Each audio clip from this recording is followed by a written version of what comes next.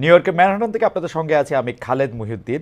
আপনারা জানেন ৭২-এর সংবিধান চান না তারা, বাংলাদেশের ২৪-এর বাংলাদেশের পর নতুন সংবিধানের দাবি তারা তুলেছেন। পালিয়ে থাকা আওয়ামী লীগকেও রাজনীতির ময়দানে সুযোগ দিতে নারাজ তারা।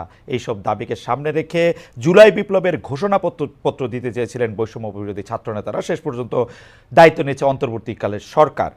যদিও সরকারের সমন্বয়কদের প্রতিনিধি আছেন, এসব বিষয় নিয়ে কথা বলার জন্য আজ আমাদের সঙ্গে রয়েছেন জুলাই বিপ্লবের রূপকার, বৈষম্য বিরোধী ছাত্র আন্দোলনের আহ্বায়ক জনাব হাসনাত আবদুল্লাহ। জনাব হাসনাত আবদুল্লাহ, আপনাকে আমাদের অনুষ্ঠানে স্বাগত জানাই। আপনাকে ধন্যবাদ, আপনি আমাদের সাথে যুক্ত হয়েছেন আপনার মূল্যবান সময়ের কাছ থেকে। আপনাকে ধন্যবাদ জনাব আবদুল্লাহ, আমি আজকে আসলে ছোট বড় মিলিয়ে অনেকগুলি বিষয় আপনার কাছ থেকে জানতে চাইবো যে আপনি মানে ওই যে প্রশ্নের উত্তরটা কি লেংথে দিবেন সেটা একটু ঠিক করে নিয়েন। আমি মাঝে মাঝে আপনাকে একটু ইন্টারাপ্ট করবো, এটা নিয়ে বেয়াদবি নিয়েন না আর কি। ঘটনা হচ্ছে যে বৈষম্য বিরোধী ছাত্র আন্দোলনের আপনি আহ্বায়ক। তো আমরা জানি যে ১৫৮ জন সমন্বয়ক ছিলেন, আরও অনেকেই ছাত্র আন্দোলনে অংশ নিয়েছেন, কিন্তু আপনি যে এটার আহ্বায়ক হলেন এটা কি কোনো নির্বাচনের মধ্যে দিয়ে? আচ্ছা ভাই, এই প্রসঙ্গে যাওয়ার আগে আপনার প্রোগ্রামের নাম তো হচ্ছে খালেদ মহিউদ্দিন জানতে চাই। আমরা আজকে আপনার কাছে একটা জিনিস জানতে চাই। জনাব আব্দুল্লাহ, আমি আমার প্রোগ্রামের নাম ঠিকানায় খালেদ মহিউদ্দিন, আমার প্রোগ্রামের নাম ঠিকানায় খালেদ মহিউদ্দিন, মানে অর্থাৎ আমরা আপনাকে চিনি খালেদ মহিউদ্দিন জানতে চাই, ওই টাইটেল থেকেই হচ্ছে আপনি একটা আমাদের কাছে একটা অবস্থান তৈরি হয়েছে। তো সেই জায়গা থেকে আমরা আজকে আপনার কাছে একটা জিনিস জানতে চাই। মানে শুরুটাই করছে, আপনি তো টক শো করছেন অনেক বছর ধরে, তো আজকে আমি আপনাকে প্রশ্ন করি। মানে যে প্রশ্নটা হচ্ছে যে ভাই, ফ্যাক্ট এবং অ্যাজাম্পশন, হেজিং, এই বিষয়গুলো কি এক কিনা? মানে একটা অ্যাজাম্পশন করলাম, হাইপোথিসিসের ভিত্তিতে ফ্যাক্ট হিসাবে কি চালানো যায় কিনা? এটা অনেক বড় দার্শনিক কথাও এটাতে বলা যায়। আর যদি আপনি শব্দগত বলেন, আপনি যদি সিমেন্টিক শব্দগত মানে বুঝছেন, সিমেন্টিক না, হ্যাঁ সিমেন্টিক না, প্র্যাগম্যাটিক জায়গা থেকে ফ্যাক্ট আর অ্যাজাম্পশন এক না, তবে ফ্যাক্টের জায়গায় যাইতে গেলে অনেক সময় অ্যাজাম্পশন করতে হয়। ফ্যাক্ট আর অ্যাজাম্পশন ধরে ধরে যাইতে হয়, ফাইন, ওকে ফাইন, যেগুলো হাইপোথিসিস ধরে ধরে যাইতে হয়। তাহলে ফ্যাক্ট এবং অ্যাজাম্পশন যদি এক না হয়ে থাকে, তাহলে আপনি ওই দিন লাস্ট একটা প্রোগ্রামে আমি দেখেছি আপনি বললেন যে আমি সময় টেলিভিশনে 10 জনের একটা লিস্ট ধরাই দিয়ে, মানে আপনার ইয়াটা ছিল 10 জনের একটা লিস্ট ধরাই দিয়ে আমি চলে আসছি। তার মানে আপনি ক্লেম করেছেন without any proper supporting detail claim, আপনি যদি ক্লেম করেছেন যে হাসনাত আব্দুল্লাহ 10 জনের একটা লিস্ট ধরাই দিয়ে চলে আসছে। এখন এর সাপোর্টিং ডিটেইলটা কি, মানে আপনার কাছে কি প্রমাণ আছে এটা? আমি যে 10 জন, আমার কাছে আমি এএফপি রিপোর্টটা পড়েছিলাম, সেইখানে আপনি 10 জনের কথা বা 5 জনের কথা বা 8 জনের কথা বা হয়তো 10 জনের কথাই আমার এখন মানে এফপি রিপোর্টের মধ্যে বলা হয়েছিল যে হাসনাত আব্দুল্লাহকে সময় টেলিভিশনের 10 জন সাংবাদিককে চাকরিচ্যুতি করার কথা বলেছেন। আমি তারপরে দেখেছি যে আপনি একটা ফেসবুকে স্ট্যাটাস দিয়েছেন, সেই স্ট্যাটাসের মধ্যে আপনি বলেছেন যে আপনি এর মধ্যে যান নাই, আপনি যাওয়ার পরে 5 জনের চাকরিচ্যুতি করা হয়েছে এবং সেই 5 জনের চাকরিচ্যুতি করার ব্যাপারে আপনি আপত্তি জানিয়েছেন। আমি আবারও বলতে চাই যে আপনি 10 জনের লিস্ট ধরাইছেন কি 5 জনের লিস্ট ধরাইছেন? হ্যাঁ, 5 জনের লিস্ট ধরাইছেন। আমি বলি, আপনি ওই জায়গা থেকে খালেদ ভাই বক্তব্যটা ভাবে আসে না, আপনার জায়গা থেকে যেভাবে আসছে সেটা হচ্ছে এএফপির বরাতে হাসনাত আব্দুল্লাহ গিয়েছে, ব্যাপারটা এমন ছিল না, বরং আপনার জায়গা থেকে আপনি হচ্ছেন পার্সোনালি ক্লেম করেছেন আমি 10 জনের লিস্ট ধরাই দিয়ে চলে আসছি। এই ঘটনা যেহেতু খালেদ মহিউদ্দিন মানুষের ওনার কাছ থেকে এই ধরনের বক্তব্য আসে যেগুলো হচ্ছে গণঅভ্যুত্থানে যারা অংশগ্রহণ করেছে আমাদেরকে ব্যক্তিগতভাবে আহত করি, কারণ এই 10 জনের লিস্ট যদি সময় টেলিভিশন যে ধরনের গুন্ডামি করেছে, এই গুন্ডামির বিরুদ্ধে, এটা সাংবাদিকতা করে না, এক ধরনের গুন্ডামি করেছে, আমরা সেখানে কথা বলতে গিয়েছিলাম ফ্যাক্ট বেসড জার্নালিজম, যেটা যে জার্নালিজমের জন্য আপনারা হচ্ছেন এত বছর ধরে ফাইট করছেন, যে জার্নালিজম আপনারা দেশে থেকে করতে পারেন নাই, আপনারা বিদেশে চলে যাইতে হয়েছিল, সেই জার্নালিজমটা সময় টেলিভিশন এক ধরনের গুন্ডামি করেছে, সেটার বিরুদ্ধে কথা বলতে গিয়েছিলাম। কিন্তু আপনি যেভাবে বললেন যে আমি 10 জনের নামে এটা বাস্তবতা বিবর্জিত একটা তথ্য খালেদ ভাই। এটার কোন ধরনের বাস্তবতা না থেকে আপনাদের জায়গা থেকে আপনি তো অবশ্যই প্রশ্ন করবেন, আমি প্রশ্ন উত্তর নিব, আপনার সবগুলো প্রশ্ন উত্তর দিব। সেটা হচ্ছে আমরা প্রত্যাশা করবো আপনাদের জায়গা থেকে যেন বস্তুনিষ্ঠ সাংবাদিকতা, যে সাংবাদিকতার জন্য খালেদ মহিউদ্দিনরা বছরের পর বছর ফাইট করে যাচ্ছে, সেই ধরনের সাংবাদিকতা, ক্ষমতাকে প্রশ্ন করার সাংবাদিকতা অব্যাহত থাকবে। তবে সেটা যেন ক্লিকবেট জার্নালিজম না হয়, যেমন ক্লিকবেট জার্নালিজম, ব্যক্তিগত ক্যারেক্টার অ্যাসাসিনেশন জার্নালিজম যেন না হয়। আপনার কথা কি শেষ আমার হয়েছে? শেষ। আচ্ছা, আমি একটু দুইটা জিনিস একটু ক্লিয়ার হই। এক হচ্ছে যে আপনি সেইখানে সময় টিভির গুন্ডামি প্রতিরোধ করতে গিয়েছিলেন, রাইট? আমি যদি আপনার কথা ঠিক বুঝে থাকি হাসনাত, আপনি সেখানে সময় টিভির গুন্ডামি প্রতিরোধ করতে গিয়েছিলেন, রাইট? সময় টিভির গুন্ডামি না, দেখেন সময় টিভি, আমি বলেছি সাংবাদিকতা নামে যে ধরনের গুন্ডামি করেছে গত দীর্ঘ একটা সময়, ব্যক্তিগত ক্যারেক্টার অ্যাসাসিনেশন করেছে, আমি একটা করে শব্দ ব্যক্তিগতভাবে ধরে আব্দুল্লাহ, আপনি অনেক, জনাব আব্দুল্লাহ, আপনি অনেক ব্রিলিয়েন্ট, শার্প। আমি একটা করে আসি। আপনি ওইখানে গিয়েছিলেন হচ্ছে সাংবাদিকতার নামে সময় টিভি যেগুলি গুন্ডামি করেছে সেগুলি প্রতিরোধ করতে না, সেই বিষয়গুলো সময় টেলিভিশনের যিনি হচ্ছেন ওখানের, আমরা পরবর্তীতে শুনেছি এটা পরিচালনা পরিষদ রয়েছে, অর্থাৎ যারা এই বিষয়গুলিকে সমাধান করতে পারবে, এটা ফ্যাক্ট বেস জার্নালিজমের দিকে নিতে পারবে, মালিকরা। ওটা হচ্ছে যে আমাকে যেটা বলা হয়েছে যে মালিকরা কি জানো, ওই ভদ্রলোক হাসান সাহেব, আমি ওনার সাথে কথা বলতে গিয়েছি যে ভাই আমরা ভিডিও এভিডেন্স নিয়ে গিয়েছি, ভিডিও এভিডেন্স যে আমি স্বীকারও করেছি ভাই, আমি এটা স্বীকারও করেছি পরবর্তীতে যে আমি গতকাল আপনার উচিত কথাও দেখেছি, গতকাল এটা আমি স্বীকারও করেছি যে আপনাদের একটা প্রপার কাউন্সিল রয়েছে, ওই যে জার্নালিস্ট কাউন্সিল, ওইটা হচ্ছে ওখানে রিপোর্ট করতে হয়। তো যেহেতু এই বিষয়টা আমি জানতাম না, আমি কিন্তু অ্যাকনোলেজ করেছি যে এই প্রক্রিয়াতে আমার ভুল হয়েছে। কিন্তু সময় টেলিভিশন যে প্রক্রিয়া অব্যাহত রেখেছে এজেন্ডা ভিত্তিক জার্নালিজম, যে আপনি দেখেন মানে, আচ্ছা আমরা সময় টিভি নিয়ে আর এত কথা বলবো না। আমি শুধু আপনাকে জানতে চাই সাংবাদিকতার নামে যে গুন্ডামি তারা করতেছিল সেইটা নিয়ে কথা বলতে আপনি সেখানে গেছেন। জনাব হাসনাত আব্দুল্লাহ, এই অ্যাসাইনমেন্টটা কি আপনি আপনারই দিবেন না কেউ আপনাকে দিছে? এই অ্যাসাইনমেন্টটা আমি নিজ থেকে এবং এই গণ অভ্যুত্থানের সময় যে সাংবাদিকদের সাথে আমাদের পরিচয় হয়েছে একটা দীর্ঘদিন, আমরা দেখেছি তারাও আপনাদের মতো করে তারা কেউ হচ্ছে থ্রেট পেয়েছে, সাংবাদিকতা করতে পারে নাই, ফিল্টার নিউজ চালাইতে হয়েছে, ডিজিএফআই থেকে শুরু করে আইনশৃঙ্খলা রক্ষাকারী বাহিনী যখন আমাদেরকে বাধ্য করেছে বক্তব্য দিতে, ওই জার্নালিস্টদেরকে আমরা পেয়েছি। আপনারে কিন্তু আমি আসলে এটা এক্সপ্লেইন আপনি নিশ্চয়ই করবেন, আমার প্রশ্নগুলির সাথে আমি আসি। তাহলে এই অ্যাসাইনমেন্টটা আপনি আপনাকে দিয়েছেন, মানে এটা বৈষম্য বিরোধী ছাত্র আন্দোলন না, বা আপনি বাংলাদেশের কোনো সাংবাদিকতা পুলিশও না, এই অ্যাসাইনমেন্টটা আপনি আপনাকে দিয়েছেন, তাই তো? হ্যাঁ, এটা হচ্ছে আমি আমার জায়গা থেকে দেখছি এটা দীর্ঘদিন ধরে কিভাবে বিরোধী দল মানে সরকার, প্রেস কাউন্সিল, তথ্য উপদেষ্টা, তাদের বাদ দিয়ে আপনি আপনাকে এই অ্যাসাইনমেন্ট দিয়েছেন, তাই তো?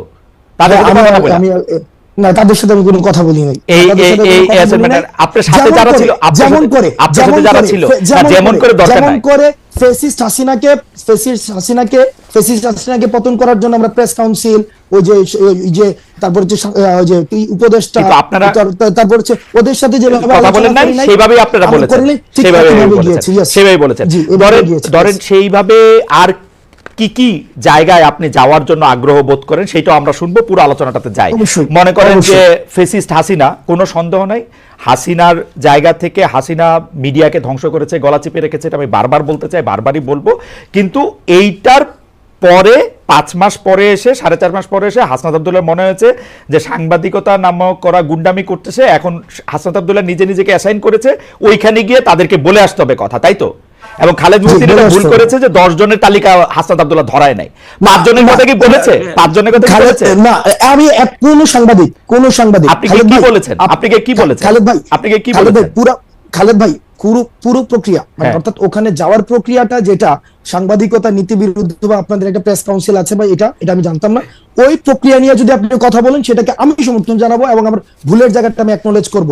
কিন্তু পার্টিকুলারলি যেই জায়গায় প্রবলেমটা, আমি যেই জায়গায় আমি আপনাকে ইস্যু ধরেছি, আমারে যদি আপনি জানতে চান আব্দুল্লাহ, জনাব আব্দুল্লাহ, আপনি বলতে পারেন না যে জনাব আব্দুল্লাহ, দেখেন আমি আপনাকে সাংবাদিকতার কথা বলি, সাংবাদিকতা দুই রকম, আমি বলি আমাকে কথা বলতে দিন। হ্যাঁ, বলেন শেষ করে আমাকে বললেন। কারণ খালেদ ভাই, আপনি পুরো প্রক্রিয়াতে অবশ্যই যে সবচেয়ে বড় অপরাধ করেছে তারও যথাযথ বিচার প্রক্রিয়ার মধ্য দিয়ে তার বিচার নিশ্চিত হতে হবে। আমি এটার সাথে আমি এগ্রিড না। আপনি প্রমাণ ছাড়া আপনি বলেছেন যে 10 জনের লিস্ট হাসনাত আব্দুল্লাহ ধরাই নিয়ে আসছে, আমি একজনের কোনো লিস্ট দেয় নাই। সেখানে হাসান সাহেবের সাথে কথা হয়েছে, সেখানে তারেক জিয়াকে কিভাবে হচ্ছে পার্সোনালি অ্যাটাক করা হয়েছে, 21শে আগস্ট কিভাবে রিপোর্ট করা হয়েছে। আমি আপনার সাথে একমত আব্দুল্লাহ, আমরা অনুষ্ঠানটা আগাই। আমি আপনার সাথে একমত যে 10 জনের লিস্ট আপনি ধরান নাই, আপনি একজনের লিস্টও ধরান নাই, কিন্তু আমি আমার অন মাই ডিফেন্স আমি শুধু বলে রাখতে পারি যে দুই ধরনের সাংবাদিকতা আছে, একটা হচ্ছে সাবজেক্টিভ, একটা হচ্ছে অবজেক্টিভ। আমি যখন আমার মত দেই, এটা আমার মত, এখন আপনি আমার মতরে আপনি চ্যালেঞ্জ করতে পারেন, আমার মততে আপনি আলাদাভাবে জিজ্ঞেস করতে পারেন। আমার মতের বিরুদ্ধে যখন আপনি আপনার মত দিয়েছেন, আমি এটা প্রচার করতে চেষ্টা করছি আমার জায়গা থেকে, এখন আমি এটা চেষ্টা করতেছি, আপনি তো এখানে আসছেনই। আমরা অনুষ্ঠানের মধ্যে দিয়ে সামনে দিয়ে আগাই, কারণ এটা আসলে এই কিছু কথা তো আপনার থেকে আমরা শুনতেই চাই। সেটা হচ্ছে যে ধরেন 158 জন সমন্বয়কের মধ্যে যে আপনি আহ্বায়ক নির্বাচিত হয়েছেন, এটা কোনো বা নির্বাচিত হয়েছেন কিনা, এটা কি প্রক্রিয়ার মধ্যে দিয়ে হয়েছে? ওকে, 158 জনের দেখেন, এই যে অভ্যুত্থান পরবর্তী সময়ে সমন্বয়ক নামে আমরা বারবার বলেছি, সমন্বয়ক নামে বিভিন্ন জায়গায় হচ্ছে চাঁদাবাজি, তারপরে হচ্ছে বিভিন্ন জায়গায় অ্যানোমালিস ক্রিয়েট হচ্ছিল। এখন দেখেন, বিপ্লব যখন হচ্ছে গণ অভ্যুত্থানের সময় বিভিন্ন হচ্ছে কন্ট্রিবিউশনের ভিত্তিতে আমরা সমন্বয় করেছিলাম, তখন দেখা যেত কি সমন্বয় খুঁজে পাওয়া যেত না, রিস্ক নিতে চাইতো না। কিন্তু অভ্যুত্থান পরবর্তী সময়ে সবাই সমন্বয় পরিচয় বিভিন্ন জায়গায় একটা অথরিটেটিভ একটা মনোভাব নিয়ে যেতে যাচ্ছিল। তো তখন সেই জায়গা থেকে যখন কারো হচ্ছে অভিযোগ আসছে, আমি কিন্তু তাকে অ্যাকাউন্টেবিলিটির মধ্যে নিয়ে আসতে পারি না, কারণ সেই জায়গা থেকে যেন এটার একটা ফিল্টার প্রসেস হয়। আমরা এই যে 158 জন সমন্বয়ক রয়েছে, আমরা তাদের সাথে বসেছি।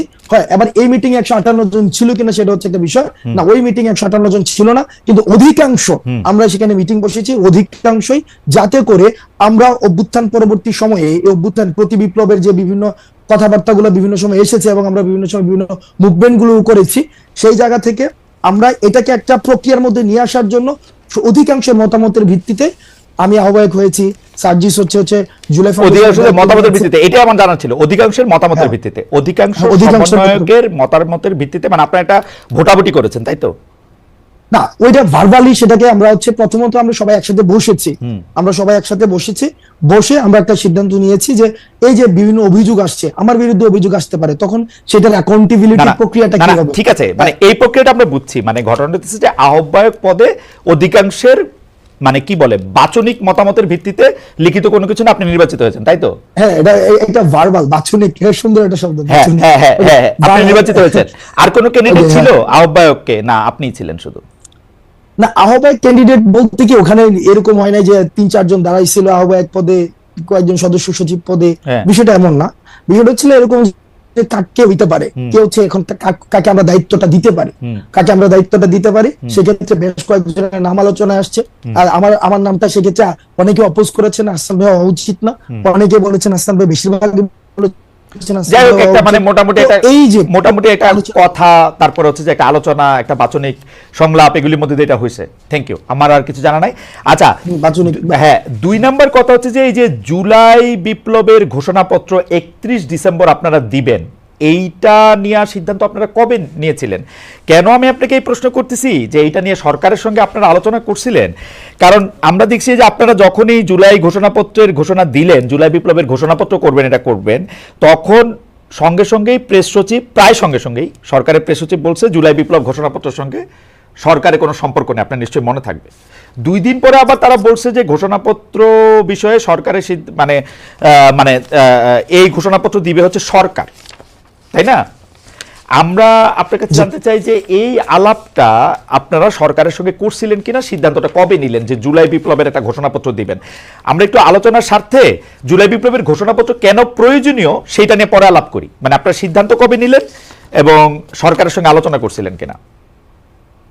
ওকে, তবে আমি বলার সময় হচ্ছে আমি একটা মানে এই সব ইন্টারফেয়ার করেন, আমি মানে ইন্টারফেয়ার করলে সেই ক্ষেত্রে বলতে অসুবিধা হয়, মানে আমি জাস্ট অনেকক্ষণ ধরে বলবো না।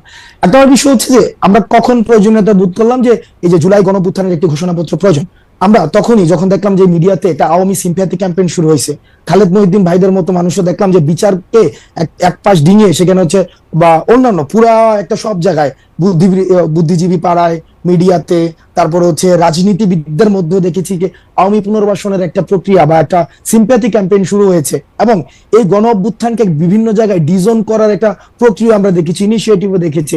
এবং এটা গণ অভ্যুত্থান হয় নাই, সেখানে জাস্ট একটা মানে এমন ভাবে বলা হয়েছিল, আপনি যদি দেখেন ইন্টারন্যাশনাল অনেক মিডিয়াতে ফ্রেজিংটা খেয়াল করবেন, সেখানে বলা হচ্ছে পলিটিক্যাল আপহিভাল। তাহলে political upheaval, political uprising and revolution, তাহলে এটার ইন্টেন্সিফিকেশনের মধ্যে কিন্তু একটা পার্থক্য রয়েছে। এবং একটা দেখেন, আওয়ামী লীগ দেশ থেকে চলে গিয়েছে, কিন্তু তাদের যে ন্যারেটিভ সেলগুলো রয়েছে, তাদের যে কনস্পিরেসির যে হচ্ছে কম্পার্টমেন্ট গুলো রয়েছে, এখনই কিন্তু সেগুলো বুত্থান যারা রয়েছে তাদের ইন্ডিভিজুয়ালি ক্যারেক্টার অ্যাসাসিনেশন করা শুরু হয়েছে, এবং বিতর্কিত করার জন্য প্রয়োজনীয় রাষ্ট্রীয় উদ্যোগের বিভিন্ন আয়োজন নেওয়া হচ্ছে। এবং যে স্বপ্ন নিয়ে, যে লক্ষ্য নিয়ে এই জুলাই গণঅভ্যুত্থানটি হয়েছে, একটি বড় একটি সামগ্রিক রাষ্ট্রীয় পরিবর্তনের জন্য, সেই জায়গায় কিন্তু বিহীনিত দেওয়া হচ্ছে। সেজন্য আমরা চেয়েছি এটার একটি অ্যাকনোলেজমেন্ট যে এই জুলাই গণঅভ্যুত্থান সকল, আমরা বলছি না যে শুধুমাত্র বৈষম্যবিরোধী ছাত্র আন্দোলন করেছে, নো, বৈষম্যবিরোধী ছাত্র আন্দোলনের নেতৃত্বে সকল ফেসিবাদ সরকারের সাথে আলোচনা করেছিলেন কিনা? সবার না, আমরা সরকারের সাথে আলোচনা করে নাই। ওই সরকারের সাথে আলোচনা করে তো মাঠ থেকে সিদ্ধান্ত হয় নাই, মাঠ আগে সিদ্ধান্ত নেয়, মানুষ আগে সিদ্ধান্ত নেয়। মাঠের সিদ্ধান্তটা কে আগে বুঝতে পারলো? জনাব হাসনাত আব্দুল্লাহ আগে বুঝতে পারলেন কিভাবে মাঠের সিদ্ধান্তটা? দেখেন, মাঠের সিদ্ধান্তটা বুঝতে পারলেন যে খালেদ মহিউদ্দিন আওয়ামী লীগের পুনর্বাসন করতেছেন, তখন আপনারা সিদ্ধান্ত নিলেন যে না, এখন এটা জুলাই ঘোষণাপত্র দরকার। খালেদ মহিউদ্দিন না, খালেদ মহিউদ্দিন আওয়ামী লীগের পুনর্বাসন করতেছে না। খালেদ মহিউদ্দিনকে এখানে চলে মেটাফরিক একটা বিষয়, অর্থাৎ বলতে চাচ্ছি যে একটা মিডিয়া পাড়ায়, সব জায়গায়, সব ক্ষেত্রে, মানে সব স্ট্রটাতে আপনি রাষ্ট্রীয় দেখেন স্টেট মেকানিজমের মধ্যে কোনো একটি জায়গায় নির্দিষ্ট একটি জায়গায় দেখেন সেখানে আওয়ামী লীগীকরণ বা এই যে আওয়ামী একটি কাঠামো, এই কাঠামো মুক্ত কিন্তু আমরা করতে পারি নাই। সেটা হচ্ছে আমাদের জন্য দুর্ভাগ্য, এটা আমরা পারি নাই, এটা মেনে নিতে হবে, এটা রিয়েলিটি, আমরা এটা মেনে নিছি। আচ্ছা, সেই জায়গা থেকে আলোচনাটা বড় না করি, জনাব আব্দুল্লাহ, আলোচনাটা বড় না করি। অর্থাৎ সরকারের সঙ্গে আপনারা আলোচনা করেন নাই, আপনারা এটা একটা প্রয়োজনীয়তা বুঝতে পারছেন, যেহেতু আওয়ামী লীগের পুনর্বাসন বা আওয়ামীকরণের জায়গাটা থেকে আপনি এটাকে মুক্ত করতে চাইছেন, তাই তো? তো সরকারের সাথে আলোচনা করেন নাই। তবে এই জায়গায় যে রাজনৈতিক দলগুলো রয়েছে, যারা হচ্ছে আমাদের পূর্বসূরি, তাদেরই ইনিশিয়েটিভটা নেওয়ার প্রয়োজন ছিল। অনেক রাজনৈতিক দল রয়েছে যারা ফেসিবাদের বিরুদ্ধে একটা দীর্ঘ সময় অত্যাচার নির্যাতনের মধ্যে দিয়ে গিয়েছে, বিএনপি ছিল, জামাত ছিল, ওইটা উদ্যোগটা তাদের কাছ থেকে আসা উচিত ছিল। যেহেতু এই উদ্যোগগুলো আসেনি, সেই কারণে আপনারা কবে সিদ্ধান্ত নিলেন যে এটা 31 তারিখে এটা আপনারা দিতে চান? আমরা 24-এ এটা করতে চেয়েছি, কারণ এটা দীর্ঘদিন ধরে আলোচনা। এই সিদ্ধান্তটা কবে নিলেন? 24-এ করবেন, ঠিক আছে, সিদ্ধান্তটা কবে নিলেন? মানে 28 তারিখ, 29 তারিখ, 27 তারিখ, 26 তারিখ, কয় তারিখে? এটা হচ্ছে আমার প্রথম এই জুলাই প্রক্লামেশনে আলোচনা হয়েছিল। প্রথম আলোচনা আজকে থেকে প্রায় 1.5 মাস থেকে 2 মাস আগে আমাদের নিজের মধ্যে আলোচনা হয়েছিল। 1.5 মাস আগে। এরপরে এটা 1.5 মাস আগে এটা হচ্ছে আলোচনা হয়েছিল, তারপরে কিছুদিন আলোচনা হয়নি, এটা নিয়ে আলোচনা হয়নি। পরবর্তীতে 2 উইকস ব্যাক আমরা এটা নিয়ে আবার আলোচনা করেছি। সরকারের পক্ষ থেকে যে এটা বলা হলো যে এটা একটা বেসরকারি ঘোষণা, তখন আপনাদের প্রতিক্রিয়া কি হলো? আপনারা আবার সরকারের সাথে গিয়ে, মানে এই প্রক্রিয়াটা যদি একটু আমাদেরকে একটু বলতেন, যে আপনারা আবার সরকারকে গিয়ে বুঝাইতে পারলেন, নাকি সরকার আপনাদেরকে বুঝাইতে পারলো যে তোমরা সইরে আসো, আমরা এটা দিব? কি রকম হয়েছে ব্যাপারটা আসলে? কারণ সরকার একদমই এটা থেকে আলাদা হয়েছিল, এটা একান্ত শিক্ষার্থীদের বিষয়, এই বিষয়ে সরকার অবগত নয়, ছাত্ররা যখন ঘোষণা দেবেন তখন দেখবে আমরা কি ঘোষণা ছিল, ইত্যাদি ইত্যাদি ইত্যাদি আর কি। তো সরকার, আপনারা কি সরকারকে বুঝাইছেন, না সরকার আপনার করে বুঝাইছে, নাকি আপনারা দুইজনে মিল্লা জিল্লা? সরকার আমাকে বুঝায় নাই, আমরা দুইজনে মিল্লা জিল্লাও কোনো কাজ করি নাই। এখানে বিষয়টা হচ্ছে যে আমরা পুরো আন্দোলনে যে আমরা যারা সমন্বয়ক ছিলাম, এখন যারা কাজ করছে, আমরা কি কাজ করেছি? আমরা সেটা হচ্ছে জনগণের ভাষাটাকে আমরা ইন্টারপ্রেট করেছি। জনগণের, দেখেন, মাঠ থেকে 1 দফার যে ঘোষণাটা, সেই ঘোষণাটা শহীদ মিনার থেকে আসার আগেই মানুষের সেই যে হচ্ছে 1 দফা ঘোষণা করেছে। প্রত্যেকটা কর্মসূচি দেখেন, সেখানে মানুষ হচ্ছে এই কর্মসূচিগুলো আমাদের আগে দিয়েছে, আমরা সেই জায়গাটা সমন্বয় করেছি। ঠিক একইভাবে এই যে প্রক্লামেশন অথবা স্বীকৃতি, এটাকে আমি সহজীকরণ করি, এটাকে language of the common people করি। এই যে এটা গণ অভ্যুত্থানের স্বীকৃতি, এই স্বীকৃতির প্রয়োজনীয়তাটা মানুষ থেকে এসেছে। গভর্নমেন্টকে আমরা প্রথমে তাদেরকে ডিজাইন করতে, আপনারা মনে করছেন যে গণ অভ্যুত্থানকে স্বীকৃতি দেওয়া হচ্ছে না, এটা কি আপনাদের মনে হচ্ছে? হ্যাঁ, আমরা বিভিন্ন জায়গায় বিভিন্ন ঘোষণাপত্রের পরে এটা দেওয়া হবে এরকম আপনার মধ্যে মনে হচ্ছে? ঘোষণাপত্রে দেওয়া হবে, ব্যাপারটা হচ্ছে কি, আমরা যখন দেখছি সব জায়গা থেকে এটাকে ডিজাইন করার একটা জনাব আব্দুল্লাহ, একটু একটু করে আলাদা করি। যে যেমন ধরেন ঘোষণাপত্রের প্রয়োজন হচ্ছে, কারণ গণ অভ্যুত্থানের স্বীকৃতিটা আমরা পাইতেছি না, তাহলে ঘোষণাপত্র এখন দিতে হবে। তো ঘোষণাপত্র দেওয়ার পরে গণ অভ্যুত্থানের স্বীকৃতিটা পাওয়া যাবে বলে আপনারা মনে করছেন, তাই তো? তাই হওয়া উচিত না লজিকে? না না, গণ অভ্যুত্থানের স্বীকৃতি এটার হচ্ছে প্রাতিষ্ঠানিক স্বীকৃতি, যেটাকে আমরা সরকার এটাকে ডিজাইন করলো কেন? সরকার এটাকে ডিজাইন করলো কেন? না না, মানে ইনিশিয়ালি দেখলাম যে প্রাইভেট ইনিশিয়েটিভ কিছু একটা বলেছে, এই জায়গায় তারা তাদের জায়গা থেকে বক্তব্য দিতে পারে। আমরা তো মিল্লা জিল্লা, আপনি যেটা বললেন যে মিল্লা জিল্লা, আপনার খালেদ ভালো লাগে, আপনার মাঝে মাঝে যে গতকালের দেখেছি আপনার যে ডায়ালেক্টিক্সটাকে খুব মানে পাবলিক এনগেজ করে, আই অ্যাপ্রিশিয়েট ইট। আমরা এটা ফরওয়ার্ড না, আমাদের এই যে ধরেন তাহলে সরকার এটাকে মনে করছে আপনাদের বক্তব্য আসলে ঠিক না, তাই তো নাকি? সরকার যদি ইনিশিয়ালি যদি সরকার সেটা ভেবেও থাকে, সেই জিনিসটাকে আমরা আমাদের জায়গা থেকে আমরা চেষ্টা করেছি, আমরা আমাদের জায়গা থেকে সরকারকে লাইনে রাখতে, সরকারকে লাইনে রাখতে, এবং ওই ভাষায় মানে এই যে সরকার আপনাদেরকে 31 তারিখ ঘোষণাপত্র না দেওয়া পরে দিব বলছে, এইটাতে আপনারা মনে করতেছেন যে এইটা সরকার আপনাদের কথা শুনছে, তাই তো? দেখেন, আমরা যখন দেখেছি এখানে গভর্নমেন্ট একটা জায়গায় কিন্তু ফোকাস করেছে, সেটা হচ্ছে যে সরকার বলেছে সকলের অংশগ্রহণের ভিত্তিতে, সরকার এটা যেহেতু নিজে ইনিশিয়েটিভটা নিয়েছে, আর প্রক্লেম কারা করতে পারে? প্রক্লেম হচ্ছে আমরা বারবার চেয়েছি আমরা যে এটা স্টেট পর্যায় থেকে যেন সেটাকে লিগ্যালি এন্ডোর্স করা হয়। তো লিগ্যালি এন্ডোর্স করার জায়গা থেকে ঐক্যমত, ওই জিনিসটা তো দাবি তো আসছে মাঠ থেকে, এখানে আবার স্টেট করতে আসলো। আমরা দেখেন, আমরা বারবার আমরা যে জায়গাটা হচ্ছে চেষ্টা করছি এখনো পর্যন্ত, আমরা ইউনিটিকে আমরা ফোকাস করছি সবকিছুতে, যাতে করে এই গণঅভ্যুত্থানের প্রত্যেকটি অংশীদার এই গণঅভ্যুত্থানে যারা অংশগ্রহণ করেছে সবারই অ্যাকনলেজমেন্ট। এখন স্টেট যেহেতু বলেছে, আমরা একটা ন্যাশনাল প্রোগ্রামের মধ্যে দিয়ে, শব্দটা হয়তো নেই, বলেছে যে সকল অংশীদার ও অংশজনের অংশগ্রহণের ভিত্তিতে তো সরকার নিজেরাই হচ্ছে সেটাকে হচ্ছে আমরা করব। একটু করে বলি, সরকার যেহেতু বলছে যে এখন একটু করে করবো, সবার সাথে অংশগ্রহণ করে করবে, তখন আপনারা বলছেন যে ঠিক আছে, আপনারা সরকারকে বুঝাইতে সক্ষম হয়েছেন যে আপনারা কি চান, তাই তো? ঠিক আছে, আপনাদের মনে ওই শঙ্কা নাই? আমি একটু করে বুঝাই, সেটা হচ্ছে যে আমরা প্রোক্লামেশন অফ যে রিভলিউশন, যেটা অথবা ডিক্লারেশন অফ রেভলিউশন, সেটাকে ঘোষণার পরে সেটাকে গভর্নমেন্ট এন্ডোর্স করতে হইতো, কনস্টিটিউশনাল অ্যাকোমোডেশন প্রয়োজন ছিল। এখন গভর্নমেন্ট যেহেতু নিজেই আমরা ঘোষণা করার পূর্বেই একটা ইনিশিয়েটিভ নিচ্ছে, তার মানে হচ্ছে প্যাসিভলি সে এই প্রোক্লামেশন অফ রেভলিউশনকে সে এন্ডোর্স করছে। তো যেহেতুই করছে, সুতরাং আমাদের অবজেক্টিভ যেহেতু এক হয়েছে, সুতরাং সেক্ষেত্রে পরবর্তী সিদ্ধান্তকে তো আমরা বিরোধিতা জানানোর কোনো ফ্যান্টাস্টিক, কোনো অসুবিধা নাই আমার। আপনি একটু করে বুঝায়েন আমারে, আপনার থেকে অনেক কিছু শিক্ষা গ্রহণ করার আছে আমার, মানে it's like lesson to me. আমি আপনাকে বলি, আপনারা যে প্রোক্লামেশনটা বানাইছেন এটা সরকারের দিবেন, বিভিন্ন পলিটিক্যাল পার্টির অলরেডি দিবেন, তাই তো? না, প্রোক্লামেশন বানানো হয় নাই।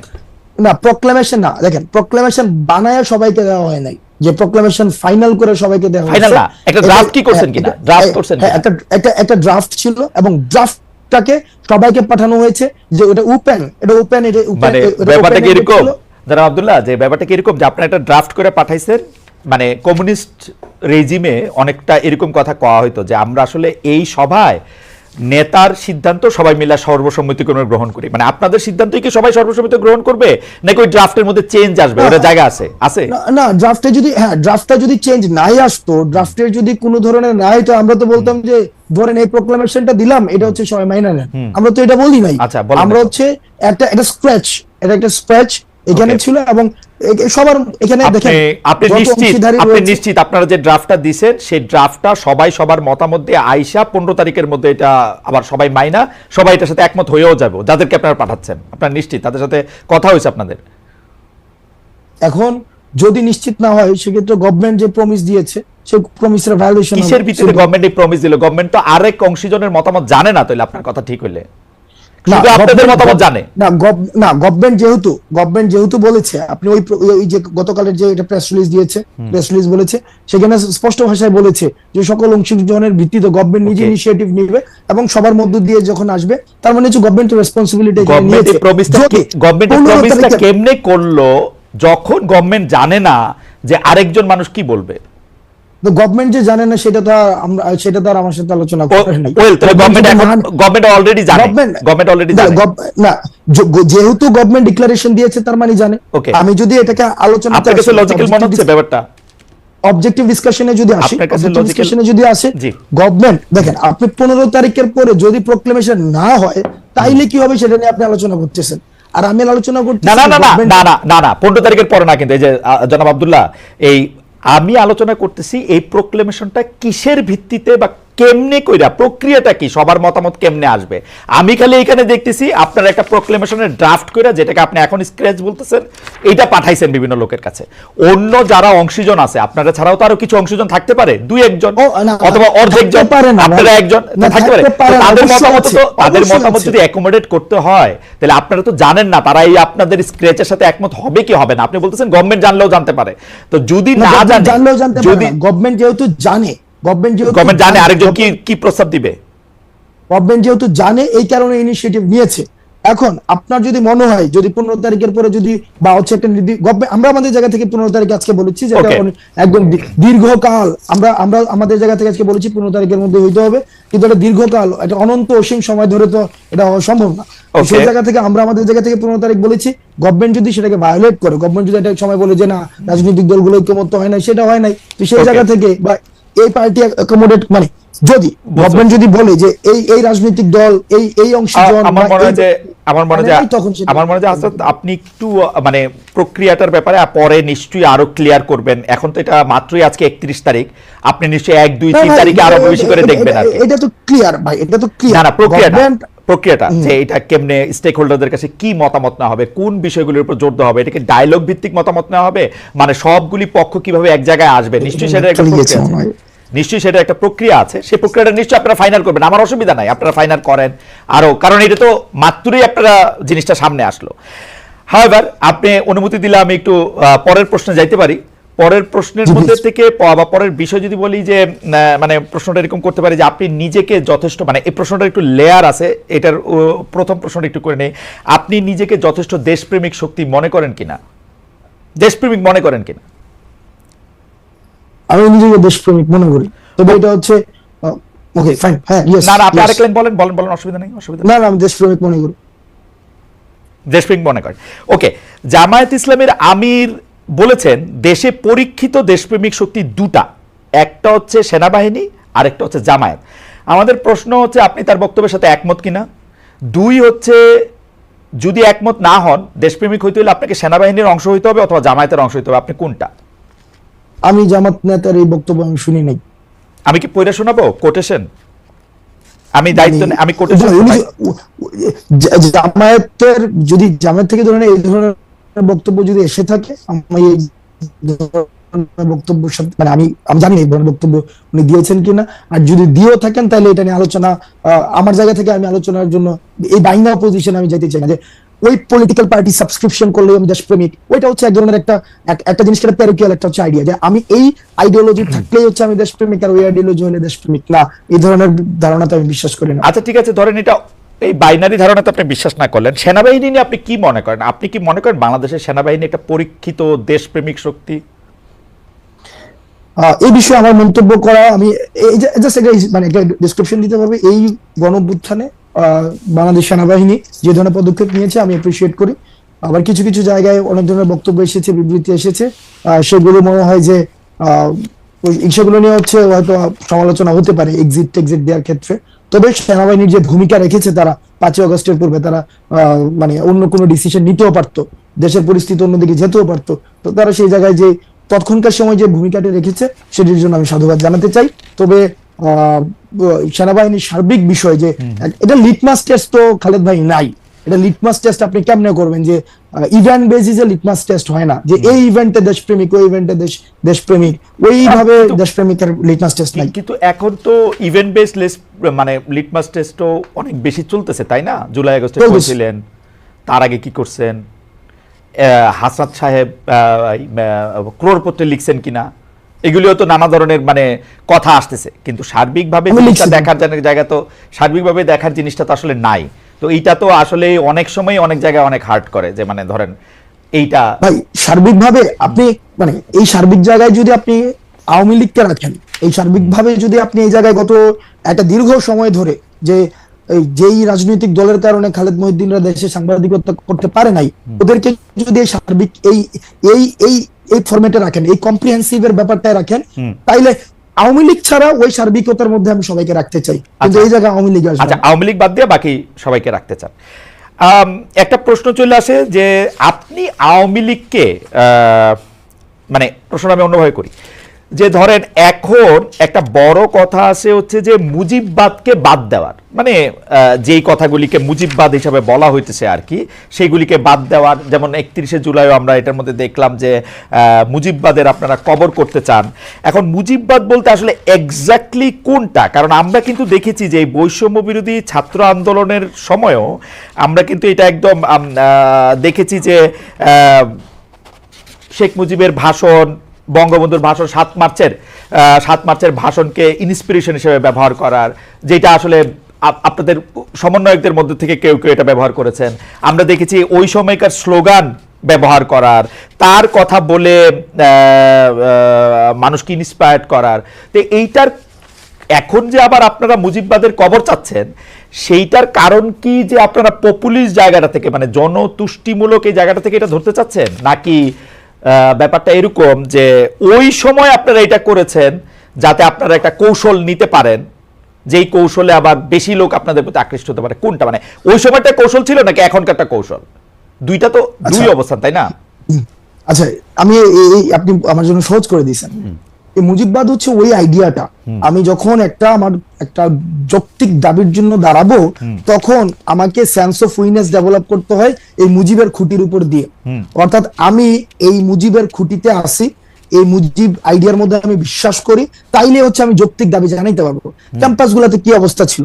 ক্যাম্পাসগুলোতে অবস্থা ছিল, আপনি কোন একটা যৌক্তিক দাবি নিয়ে দাঁড়ান, আপনাকে দাবি জানাবেন আপনি 3 দিন, আর আপনাকে বাকি 5 দিন আপনাকে বারবার বলতে হবে আমি কোনো রাজনীতি করি না, আমি এটা অরাজনৈতিক দাবি, এটা অরাজনৈতিক দাবি।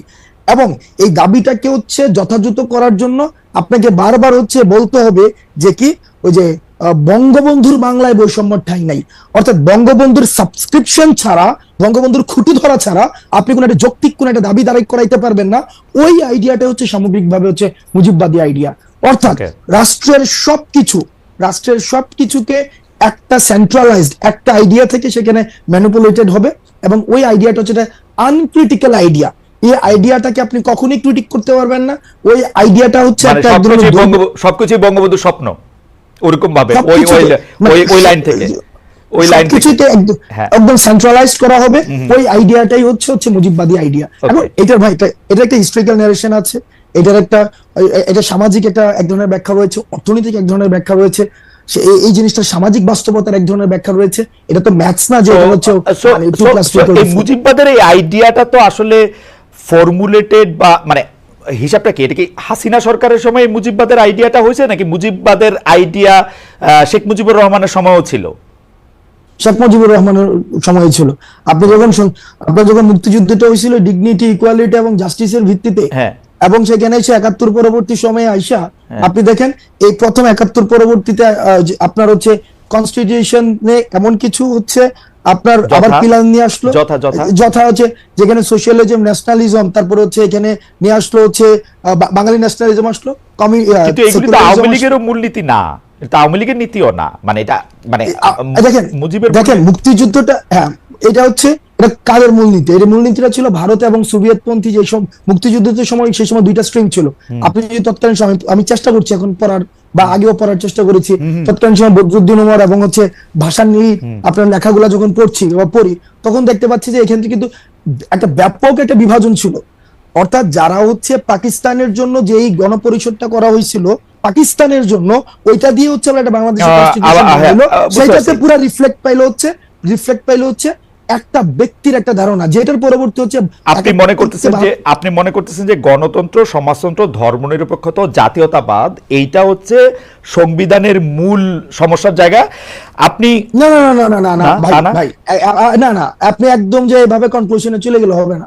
অর্থাৎ এই যে মুক্তিযুদ্ধটা হইলো ডিগনিটি, ইকুয়ালিটি এন্ড জাস্টিসের ভিত্তিতে, পরবর্তীতে আপনার মুক্তিযুদ্ধের যে সকল অংশীজনের কি মতামত নিয়ে এটা হয়েছিল, নাকি হচ্ছে পাকিস্তানপন্থী যারা রয়েছে, পাকিস্তানপন্থী যারা রয়েছে, এটা একটা মানে এটাকে অন্যভাবে ব্যাখ্যা করার একটা সুযোগ থাকবে, কারণ এই যুগে হচ্ছে কনটেক্সট ছাড়া কথা ইজিলি আমি বলতে চাচ্ছি তৎকালীন সময় যে গণপরিষদটা করা হচ্ছিল, সেই গণপরিষদটা হচ্ছে, এই গণপরিষদটা কিভাবে মানে কোন নির্বাচনের ভিত্তিতে হয়েছিল? একটা ন্যাশনাল এবং প্রভিন্সিয়াল নির্বাচন, যে নির্বাচনটা এই তর্ক তো আমরা করতেই পারি, এই তর্ক আমরা সারা জীবন ধরে করতে পারবো যে এটা আসলে গণপরিষদ হয়েছিল কিনা, 70 সালে যারা নির্বাচিত হয়ে আসছিল তারাই গণপরিষদে বসবে কিনা, এগুলো তর্ক আমরা করতে পারি। কিন্তু আমি জানতে চাইতেছি যে আমরা এখন 72-এর সংবিধান বলি বা ইয়াটা বলি, এটার ক্ষেত্রে গণতন্ত্র, সমাজতন্ত্র, ধর্মনিরপেক্ষতা, জাতীয়তাবাদ এগুলিকে আমরা সমস্যা হিসেবে দেখতেছি কিনা ভিসাভিস যেখানে আমাদের কাছে ডিগনিটি, ইকুয়ালিটি এবং সোশ্যাল জাস্টিস ছিল, এবং ডিগনিটি, ইকুয়ালিটি, সোশ্যাল জাস্টিসের এন্টিথিসিস আমরা গণতন্ত্র, সমাজতন্ত্র, ধর্মনিরপেক্ষতা, জাতীয়তাবাদকে মনে করতেছি কিনা যে একটা আরেকটার সাথে সাংঘর্ষিক। না, এন্টিথিসিস না, এখানে কন্ট্রাডিকশন আছে। কন্ট্রাডিকশন আছে, হ্যাঁ, কন্ট্রাডিকশনটা একটু বলেন, কন্ট্রাডিকশনটা একটু বুঝি। কন্ট্রাডিকশন এখানে দেখেন একদম পুরাটাকে হচ্ছে বাঙালি জাতীয়তাবাদ বানাই ফেলছে, এখন সবগুলাকে একসাথে হচ্ছে একটা প্যাকেটে নিয়ে আসছে। এখন পুরা এই জায়গায় আপনি দেখবেন যে ওইখানে গণপরিষদ থেকে তখন কিন্তু যতীন্দ্র নারায়ণ লারমা কিন্তু তখন উনি অনির্দিষ্টকালের জন্য হচ্ছে গণপরিষদ না, ফ্যান্টাস্টিক। তাহলে এই একটা স্পেসিফিক সমস্যা পাওয়া গেল যে জাতীয়তাবাদটা এরকম বাঙালি এরকম হইতে পারবে না, তাই তো? দেখেন না, সমস্যা না, এখানে আপনার প্রত্যেকটা স্টেক হোল্ডারের অ্যাকনলেজমেন্ট প্রয়োজন। আপনার যে জায়গায় সমাজতন্ত্র আছে সেই জায়গায় আবার আপনার এখানে ধর্মনিরপেক্ষতার যে আলাপটা, আপনার এখানে একটা ধর্মনিরপেক্ষতার আলাপ তো যুদ্ধের সময় ছিল না। এখন আমাকে আবার এখানে বলা হইতেছে হাসনাত আব্দুল্লাহ আজকে ক্যাপশন যাবে যে এ ধর্মনিরপেক্ষতার বিপক্ষে। এটা এই ধরনের একটা ছোট 2 লাইনের 4 লাইনের আলাপ আলোচনা দেওয়া সম্ভব না। সংবিধান বিশেষজ্ঞ আমরা দেখেছি, এটা আমি বুঝতে পারছি যে আমরা একটু মুভ অন করি। তার মানে আপনি বলতে চাইতেছেন যে ধর্মনিরপেক্ষতার আলাপটা আলাদা, কিন্তু সংবিধানে ধর্মনিরপেক্ষতা রাখা দরকার ছিল না, এটা রাখা হয়েছে, তাই কি? রাখা হয়েছে, এবং এটাকে এখন বাদ দেওয়া কিভাবে আসছে, এটাকে কি এখন বাদ দেওয়া দরকার মনে করতেছেন আপনি? আবার ভাই না না, নাকি এটা আপনি আলাপই চান না? আমি বুঝি না, কিন্তু এটা নিয়ে নাকি আপনি আলাপই চান না? না না, আমি আলাপ চাই, আলাপ চাই, তবে হ্যাঁ অবশ্যই আলাপ চাই, সেটা আলাপ হওয়া উচিত। কিন্তু এটাকে যদি আপনি এভাবে বলতে চান, হাসনাত আব্দুল্লাহ এটা চাইছে যে সংবিধান হচ্ছে ধর্মনিরপেক্ষতা। আরে ভাই, হাসনাত আব্দুল্লাহ চাইছে সেটা বলবো কেন? আমি আলাপটা বোঝার জন্য আলাপটা হচ্ছে যে মুক্তিযুদ্ধটা যেভাবে হয়েছিল, মুক্তিযুদ্ধটা যেই অবজেক্টিভ সামনে রেখে হয়েছিল, পরবর্তীতে 72-এর যে সংবিধানটা হয়েছিল, এই মুক্তিযুদ্ধের গণ আকাঙ্ক্ষার প্রতিফলনটা এই সংবিধানটাই হয় নাই, আওয়ামী লীগের আকাঙ্ক্ষার প্রতি। আওয়ামী লীগের আকাঙ্ক্ষা জাতীয়তাবাদ, আমি একটু কয়ে রাখি, আমার জীবনেও মনে হয় না আওয়ামী লীগের আকাঙ্ক্ষা জাতীয়তাবাদ, আমার জীবনেও মনে হয় না আওয়ামী লীগের আকাঙ্ক্ষা ধর্মনিরপেক্ষতা। কারণ আওয়ামী লীগ ধর্মরে পুঁজি কইরা সবচেয়ে বেশি বাংলাদেশে অন্যায় করছে। আপনি খোঁজ নিয়ে দেখেন গত 15 বছরে সে যাদেরকে দুর্বল পাইছে, সে ধর্মীয় সংখ্যালঘু হোক, পাহাড়ি সংখ্যালঘু হোক, এই মানে অন্যভাবে সংখ্যালঘু হোক, যেমনে পারছে আওয়ামী লীগের অত্যাচারগুলি করছে। শুধু আওয়ামী লীগের আমার কখনোই ধর্মনিরপেক্ষ মনে হয় নাই, কখনো জাতীয়তাবাদী মনে হয় নাই, কখনো গণতন্ত্রী মনে হয় নাই। গণতন্ত্র মনে হইলে সে কোনোদিন ভোট লয়ে এরকম করতে পারতো না। আমরা এটার মধ্যে এটা দেখছি। কখনো তাদেরকে সমাজতন্ত্রী মনে হয় না। সমাজতন্ত্রী হইলে বাংলাদেশে এতগুলি ঋণ খেলাপি হইতো না, এতগুলি অলিগার্ক সৃষ্টি হইতো না। আওয়ামী লীগ এই সংবিধানের 4 মূলনীতির একটাও মানে নাই। এটা হলো আমার ছোট্ট 2 পয়সার মধ্যে। কনস্টিটিউশন তার মানে এটা তো কনস্টিটিউশন তো তাহলে কমপ্লিটলি ফেল করছে। না না, আওয়ামী লীগ যা যা কিছু করছে, শুনেন হাসনাত, আমার মতটা হলো আওয়ামী লীগ যদি আপনারা কনস্টিটিউশন ভঙ্গ করছেন এই কারণে আপনাদের শাস্তি দিবে, এই একটা স্বপ্নের জায়গায় থাকে, আমি বলবো বাংলাদেশে কোনোদিন ন্যায় বিচার প্রতিষ্ঠিত হইলে বাংলাদেশের সংবিধানের মূলনীতি ধ্বংস করার জন্য আওয়ামী লীগের বিচার সবচেয়ে আগে করা উচিত। এই এক্সিস্টিং মূলনীতি ধ্বংস করার জন্য গণতন্ত্র, সমাজতন্ত্র, ধর্মনিরপেক্ষতা, জাতীয়তাবাদ একটাও সে মানে নাই।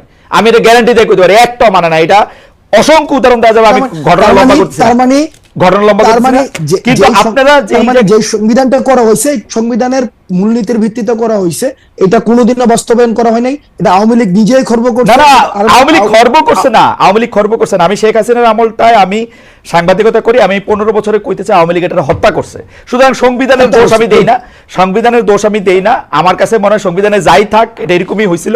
আপনারা কি করবেন সেটা নিয়ে আমি আসি, আপনাদের বক্তব্যে আসি। আওয়ামী লীগের কথা কয়ে লাভ নেই আমার এখন। আমি কি জানি বলে, আপনারা জানেন যে আপনি আসবেন, সেই জন্য আমরা একটা পোল করি। সেই পোলের মধ্যে আমরা দিছিলাম জুলাই ঘোষণাপত্রের মাধ্যমে আওয়ামী লীগকে অপ্রাসঙ্গিক করা হবে বলেছেন বৈষম্য বিরোধী ছাত্র আন্দোলনের আহ্বায়ক হাসনাত আব্দুল্লাহ। এ বাস্তবায়ন করা সম্ভব হবে কিনা সেটা বলেছেন শতকরা 50% সম্ভব হবে, শতকরা 50% বলেছেন সম্ভব হবে না। খুবই বিচিত্র। আমার এই জীবনে আমি প্রথম কোনো একটা মানে জরিপ এরকম টাই হইতে দেখলাম। আচ্ছা, হাওয়েভার আমি একটু হাসনাত আব্দুল্লাহ আপনার কাছে আসি। আপনি তো অনেকগুলি জায়গায় যান, কখনো কখনো নিজেকে অ্যাসাইনমেন্ট দেন, কখনো কখনো অন্যরা আপনাকে যাইতে বলে। আপনি দেখি যে আপনি অনেক প্রবলেম শোনেন, কিছু কিছু প্রবলেম আপনি সলভও করতে চেষ্টা করেন। কেমনে করেন আমি জানি না, এইটা নিশ্চয়ই কোনো না কোনো একটা জায়গা আপনার আছে যে এখান থেকে আপনি প্রবলেম সলভও করেন। আপনি আমাকে একটা সরলভাবে বলতে পারেন যে আপনার আসলে জনগণের সাথে সম্পৃক্ততাটা আপনি কিরকম দেখেন বৈষম্য বিরোধী ছাত্র আন্দোলনের? তারা কি আপনাদের সাথে খুব সম্পৃক্ত? জনগণ আমাদের সাথে এখন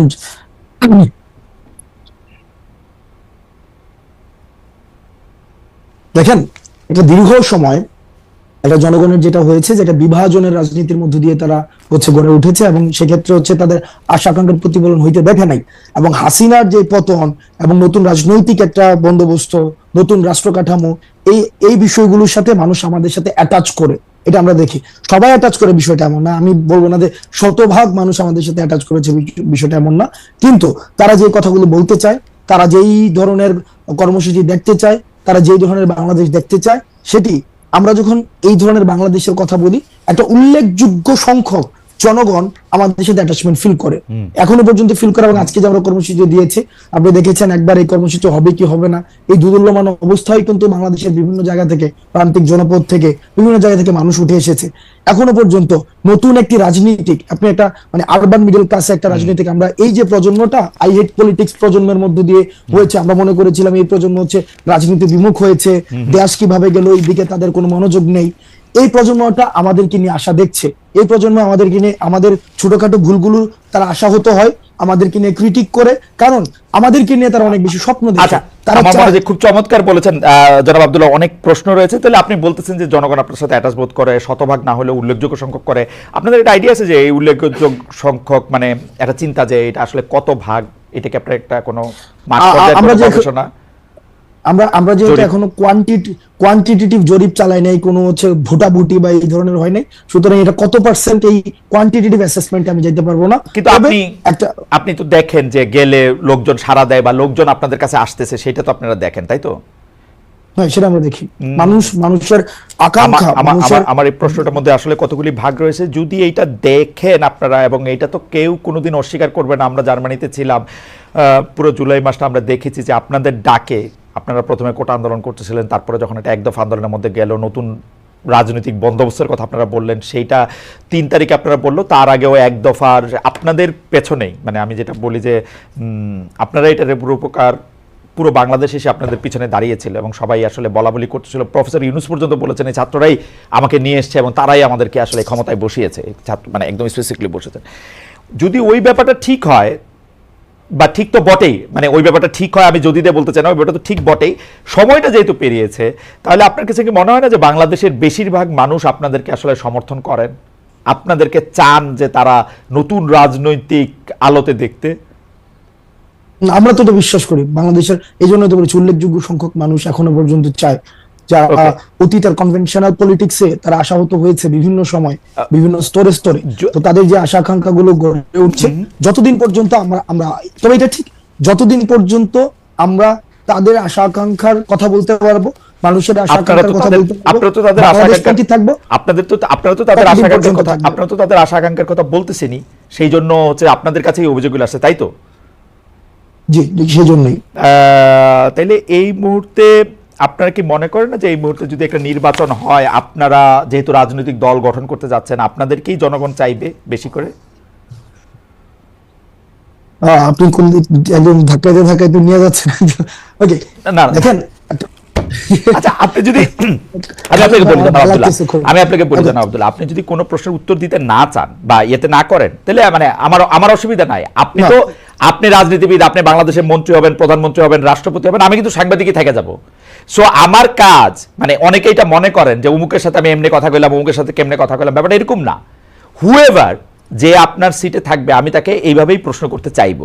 তো আপনি যদি মনে হয় যে প্রশ্ন আপনি দিবেন না, তাহলে আপনার মনে হয় না যে আপনি এখন নির্বাচন করলে বেশিরভাগ মানুষ আপনাদেরকে চাইবে, গণতান্ত্রিকভাবেই আপনারা আসলে দেশ চালাবেন? দেখেন নির্বাচন, দেখেন আমি এই প্রশ্নের মানে একদম যে কনক্লুসিভ কোন উত্তর দিচ্ছি না, বাট আমার যেটা ধারণা, আপনি বলেছেন যে রাজনীতিবিদ, আমরা হচ্ছে এই জায়গায় মানে একটা হচ্ছে অভ্যুত্থান কেন্দ্রিক একটা রাজনীতি বা অভ্যুত্থান কেন্দ্রিক একটা বিষয়, আর একটা হচ্ছে যে পরবর্তীতে ভোট কেন্দ্রিক যে পলিটিক্স, এই দুটা ডাইমেনশনের পার্থক্য রয়েছে।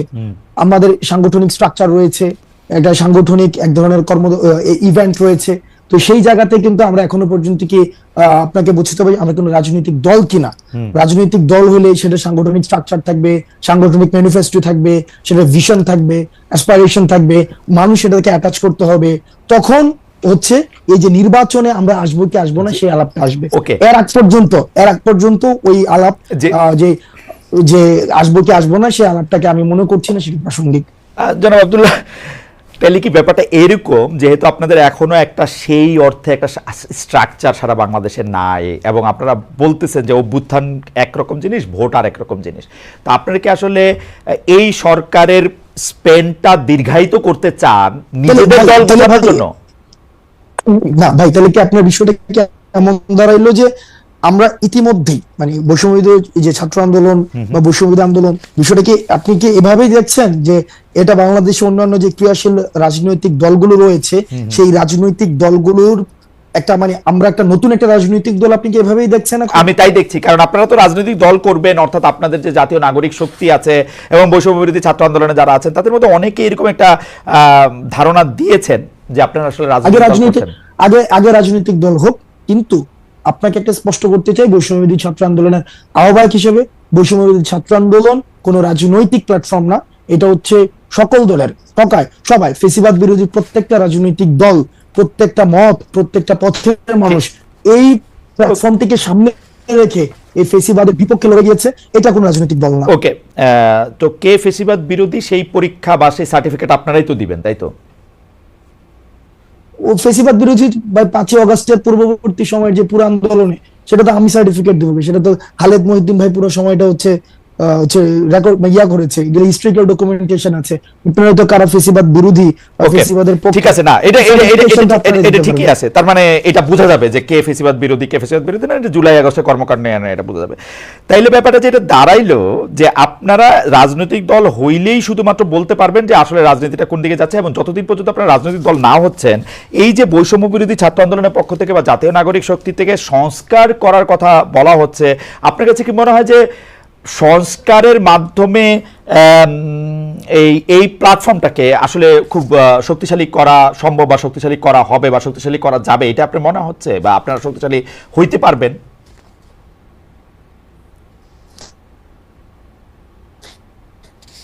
জানাব হাসনাত, এই প্ল্যাটফর্মটা আরো প্ল্যাটফর্মটা অলরেডি শক্তিশালী, কারণ এই প্ল্যাটফর্মটা হচ্ছে, আমাকে শুনতে পাচ্ছেন? স্পষ্ট, হ্যাঁ। Am I properly audible? স্পষ্ট, হ্যাঁ, স্পষ্ট, হ্যাঁ, বলেন। ওকে, ফাইন। এই প্ল্যাটফর্মকে ওকে ফাইন, এই প্ল্যাটফর্মকে আর শক্তিশালী করার কিছুই নেই, কারণ এই প্ল্যাটফর্ম অলরেডি শক্তিশালী। এই প্ল্যাটফর্ম শক্তিশালী হয়েছে বলেই হচ্ছে আমরা একটা, আপনার ভাষায় যারা হচ্ছে সংবিধান হত্যা করেছে, যারা হচ্ছে যার ফাঁসি হওয়া উচিত এই হত্যার জন্য, আমরা তাদেরকে পতন করতে পেরেছি।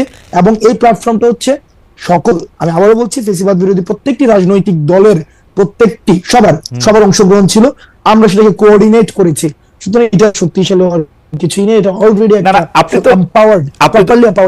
তো সাহিত্যের ছাত্র, কিন্তু ঢাকা বিশ্ববিদ্যালয়ের ইংরেজি বিভাগের ছাত্র হিসেবে আপনাকে আসলে প্রচুর কম্পিটিশনের মধ্যে দিয়ে নিজের মেধা অনেকভাবে প্রমাণ করে আসলে আপনাকে এইটার মধ্যে আসতে হয়েছে। তো সুতরাং আপনি নিশ্চয়ই বিষয়গুলি জানেন যে একটা বস্তুর শক্তি যদি আর অর্জন করা না থাকে তখন এই শক্তিটা ক্ষয় হইতে থাকে। তো আপনারা কি সেটা রিস্ক নিচ্ছেন না যে এইটা আজকে যেরকম শক্তিশালী আছে, নির্বাচনটা যত পিছিয়ে যাবে তত আপনাদের এই শক্তি ক্ষয় হতে থাকবে? নাকি আপনারা বড় কোনো একটা গোষ্ঠীর সাথে একটা গাঁটছড়া বাঁধতে চাচ্ছেন, অর্থাৎ হয় বিএনপি নাইলে জামাত, ওরকম কোনো কিছু কি আপনাদের মাথায় আছে যে আপনারা জাস্ট একটা? খালেদ ভাই, যে নির্বাচন কমিশন আপনার 24, 18 এবং 14 মতো ইলেকশন আয়োজন করে, যে পুলিশ যে পুলিশি ব্যবস্থা, যে স্টেট প্রত্যেকটা মানে কি বলে যে প্রতিষ্ঠান এখনো পর্যন্ত প্রপারলি ফাংশন করতেছে না, এটা তো ট্রু। এটা তো এখানে সুগার কোটেড ল্যাঙ্গুয়েজ ব্যবহার করা মানে মানে কোন ইয়া না যে আমার এখানে গভর্নমেন্টকে আমার ইয়া করতে হবে, অনেক বেশি হাইপে তুলতে হবে হাসিনার মতো, যে গভর্নমেন্ট পারতেছে, এটা তো ট্রু, প্রপারলি ফাংশন করতেছে না। তা আপনার কি মনে হয় হাসিনার এক্সিস্টিং স্ট্রাকচারটা বিদ্যমান রেখে যদি আবার একটা নির্বাচন আয়োজন করা হয়, ওই নির্বাচনটা আবার গ্রহণযোগ্য হবে? আমি আপনাকে একটা কথা বলি আব্দুল্লাহ, আমি আপনাকে একটা কথা বলি, একই সাথে আবার এটাও না যে সংস্কার হচ্ছে মানে যে নির্বাচন দেয়া যাচ্ছে না, নির্বাচন পিছায় যাচ্ছে, বিষয়টা তো এমন না। সংস্কার এবং নির্বাচন, কিছুদিন আগেও গভর্নমেন্ট একটা প্রোগ্রাম করেছে, সেখানে আমরা দেখেছি সেখানে ইয়া ছিল জাতীয় ঐক্য, সংস্কার এবং নির্বাচন, এটা সাইমultaneously চলবে, এটা নিয়ে তো হচ্ছে কোন ইয়া না, ব্যাপারটা এমন না ভাই। ওকে আমি খালি মাঝখানে একটা কথা কই, এই যে এই কথা বলা হয় যে শেখ হাসিনার লোকজন এগুলি রয়ে গেছে ওইখানে, আমি আপনার গ্যারান্টি দিয়ে বলতে পারি শেখ হাসিনার প্রধানমন্ত্রীর চেয়ারটা যেদিন ছেড়ে দিছে সেদিন আওয়ামী লীগের ফেট লেখা হয়ে গেছে, আওয়ামী লীগ হচ্ছে বাংলাদেশের হিস্ট্রি হয়ে গেছে। শেখ হাসিনা এটা খুব ভালো করে জানতো হয়ে গেছে বলতে আপনি তাহলে একটা চলেন আমরা কনক্লুশনে যাই, মানে হিস্ট্রি হয়ে গেছে না, আমার বলতে দেন, জানতো বলেই বাংলাদেশের ইলেকশনে শেখ হাসিনার পক্ষে আর ম্যানিপুলেশন করা সম্ভব না। আমরা তো এইটাই চাইছিলাম যে শেখ হাসিনা ক্ষমতাটা ছেড়ে দিয়ে একটা ইলেকশন দিয়া দেখুক, এত বড় বড় আওয়ামী লীগের কথা বলে, এটা ইলেকশন ক্ষমতা ছেড়ে একটা ইলেকশন দেখ, চেয়ার থেকে নামে একটা ইলেকশন দেখ। শেখ হাসিনা এখন চেয়ারে নাই বলেই আমি এটা গ্যারান্টি দিতে পারি যে বাংলাদেশের ইলেকশনে যদি সরকার না চায়, অর্থাৎ হাসনাত আব্দুল্লাহ গিয়ে সরকারকে বুঝায় আসবে যে ভাই আমরা নির্বাচন করতেছি, তোমরা আমাদের কিছু বলবা না, সরকার না চাইলে নির্বাচন ম্যানিপুলেটেড করা সম্ভব না। সরকার যদি নিরপেক্ষ হয়, নির্বাচন নিরপেক্ষ হবে, অ্যাজ সিম্পল অ্যাজ দ্যাট। এটা হাসিনার লোকই থাকুক আর যার লোকই থাকুক। ভাই আপনি নিজে দেখেন, আমরা একটা দীর্ঘ সময়ে আমরা বিএনপি জামাত এই যে ফেসিবাদ বিরোধী আন্দোলনের অন্যতম অংশীদার, আমরা একটা দীর্ঘ সময় দেখেছি যে এক্সিস্টিং যে কনস্টিটিউশনস রয়েছে, এক্সিস্টিং যে ইলেকশন কমিশন রয়েছে, এক্সিস্টিং যে জুডিশিয়ারি রয়েছে, সেক্রেটারিয়েট রয়েছে, ওইটার প্রতি কিন্তু আস্থা নাই। এটা একটা দীর্ঘ সময় তাদের কথা থেকে বারবার হচ্ছে এটা প্রতিধ্বনিত হয়েছে, আস্থা নাই, আস্থা নাই,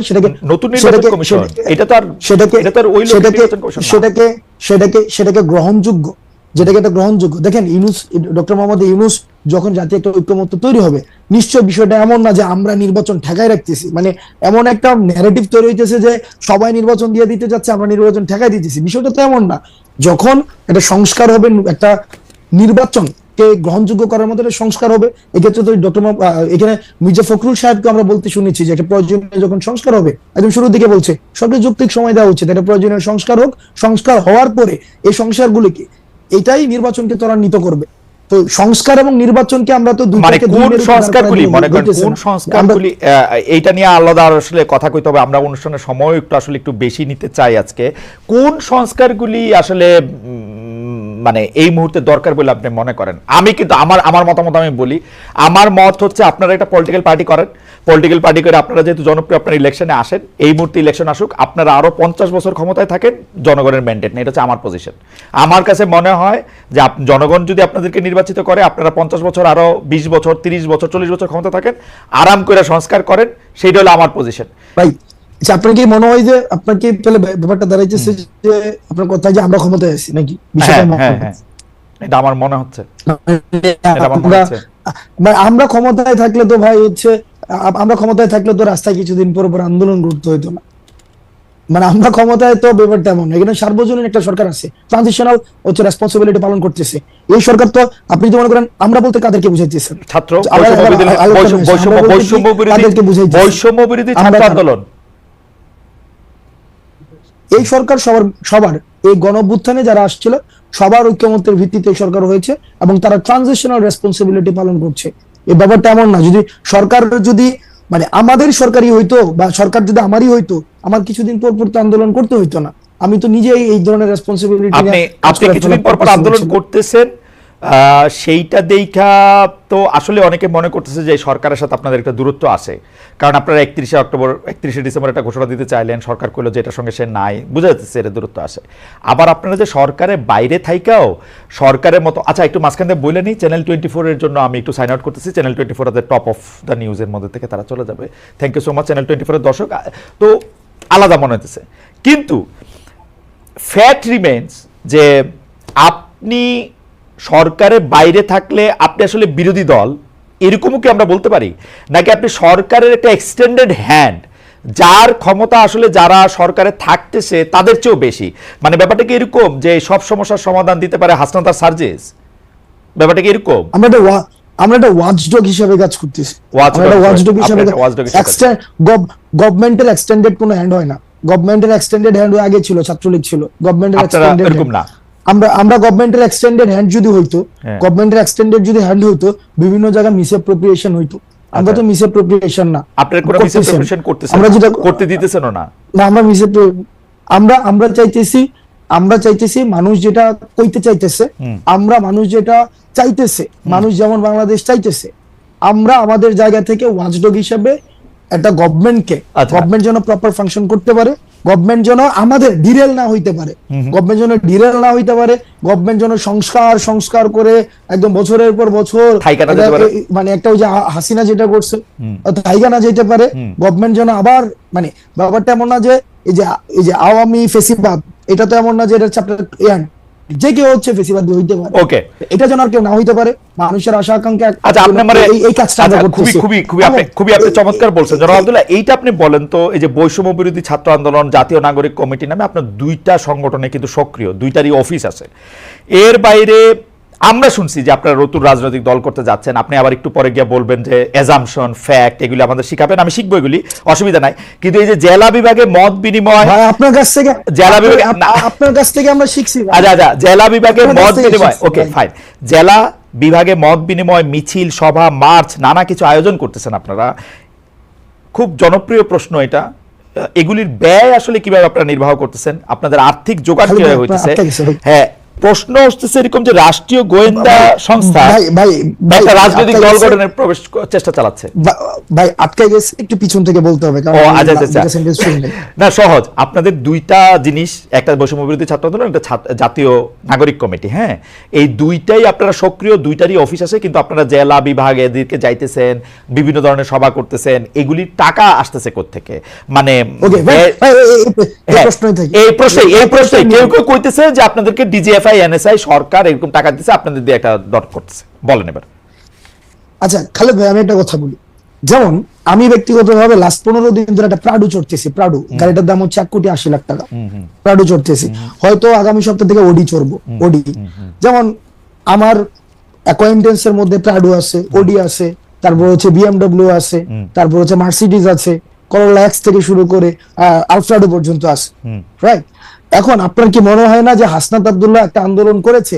তখন খালেদ ভাই আপনার গাড়িটা কি, মানে আপনি কি মডেলের গাড়ি এখন ব্যবহার করেন? এখন নিউ ইয়র্কে গাড়ি নাই। মানে নিউ ইয়র্কে গাড়ি নাই, মানে গাড়ি তো ছিল, কি গাড়ি আছে আপনার? আমার জার্মানিতে ভক্সওয়াগন ছিল, ওরা ফক্সওয়াগন। আচ্ছা, ভক্সওয়াগন বা ফক্সওয়াগন হোয়াটএভার। আপনার কি মনে হয় না বাংলাদেশে এরকম হাসনাত আব্দুল্লাহ অন্তত 100টা খালেদ ভাই আছে যে তাকে গাড়ি দিতে পারে? হ্যাঁ, না এইগুলি নিয়ে কিন্তু আমার কোনো আপত্তি নেই, কিন্তু আসতেছি ভাই। ঠিক একইভাবে এই 100টা খালেদ মহিউদ্দিন ভাই বাংলাদেশে এরকম ফক্সওয়াগনের মালিক যেমন আছে, তারাই চায়, এই শুভাকাঙ্ক্ষীরাই চায় যে তাদের একটা প্রোগ্রাম হবে। ভাই আমরা একটা প্রোগ্রাম আয়োজন করতেছি, আপনারা আসেন, সেখানে মানুষের সাথে আপনারা কথা বলেন। মানুষের আপনাদের প্রতি অনেক ধরনের হচ্ছে নেতিবাচক ধারণা রয়েছে, তাদের অনেক জিজ্ঞাসা রয়েছে, তারা অনেক কিছু জানতে চায়, অনেক কিছু বলতে চায়। আমরা সেই জিনিসটা তাদের আয়োজনে গিয়েছি। 100 খালেদ মহিউদ্দিন সেই কাজগুলা করে। 100 খালেদ মহিউদ্দিন বাংলাদেশে 100-1000 খালেদ মহিউদ্দিন আছে। না আমার 50 লক্ষ খালেদ মহিউদ্দিন আছে, অসুবিধা নাই। কিন্তু আমার কাছে মনে হয় যে এই যে আপনি প্রাডো চড়তেন, এখন প্রাডো চড়তেছেন, ওডি চড়তেছেন, মার্সিডিজ চড়বেন, বিএমডব্লিউ চড়বেন, সেগুলো ঠিক আছে, কিন্তু আপনার সাথে কি এদেরই বেশি বন্ধুত্ব হইতেছে রিক্সাওয়ালা বা টয়োটাওয়ালাদের চেয়ে? আমার রিক্সাওয়ালাদের সাথে সম্পর্ক আছে। আমার মানে প্রাডো, ওডি, মার্সিডিজ, বিএমডব্লিউ যাদের আছে, তারা কি হাসনাত আব্দুল্লাহর কাছে বেশি কাছে যেতে পারতেছে যে আমার কথাটা আপনি বেশি শোনেন? আমি এই যে প্রাডুটা নিয়ে হচ্ছে রিক্সাওয়ালাদের কাছে যাচ্ছি, প্রান্তিক জনপদের কাছে যাচ্ছি, মানে প্রাডুটা নিয়ে যাইতেছি। এই প্রাডোটা কি আপনি একটা স্টেটমেন্ট হিসেবে ব্যবহার করতেছেন যে দেখো আমার কাছে একটা প্রাডো আছে? কারণ আপনি ইচ্ছা করলে এটা টয়োটাওয়ালারও নিয়ে যেতে পারতেন, তাই না? আমার এটা বুঝাইতে চাইতেছি যে I have access to everything. আমার হচ্ছে করোলা এক্স থেকে শুরু করে, যেমন মিডিয়া একটা অ্যাসাসিনেশন কি হইতেছে, যেমন আমি গতকাল একটা হচ্ছে আপনাকে না না ক্যারেক্টার অ্যাসাসিনেশন কিভাবে হয় খালেদ ভাই দেখেন, বলেন, হ্যাঁ। আপনাকে জাস্ট একটা এক্সাম্পল দিই। বলেন দেন। গত পরশুদিন একটা নিউজ হইছে এবং প্রথিতযশা বিভিন্ন মিডিয়া নিউজ করছে, হাসনাত এবং সার্জিসের বাসায় 200 কোটি টাকা এবং 100 কোটি টাকা পাওয়া গিয়েছে। প্রতিদিন মিডিয়া বলতে আমি তো পড়ি নাই, কোনটা এটা মিডিয়া? কালের কণ্ঠের মধ্যে তো আসছে, কালের কণ্ঠ হচ্ছে অনলাইন ইয়াতে, এবং এবং কালের কণ্ঠ নিচে আসছে? করে হ্যাঁ কালের কণ্ঠ, এবং নিচে ছোট করে লেখা আছে বিস্তারিত কমেন্টে, বিস্তারিত কমেন্টে, এবং বিস্তারিত কমেন্টে একটা লিংক দেওয়া আছে, লিংকের পুরাটা পড়ার পরে যে এটা হচ্ছে একটা মিথ্যা তথ্য। এই যে দেখেন, এই যে হাসনাত প্রাডু চোরে, হাসনাতে হচ্ছে একটা এক্স করোলা আছে, হাসনাত তো ভাই না, না না, খায় ছিল। এই যেই খবর আবার নিচে দিয়ে মিথ্যা লেখা দেয়, এটা দিয়ে আমরা আলোচনা করে সময় নষ্ট না করি।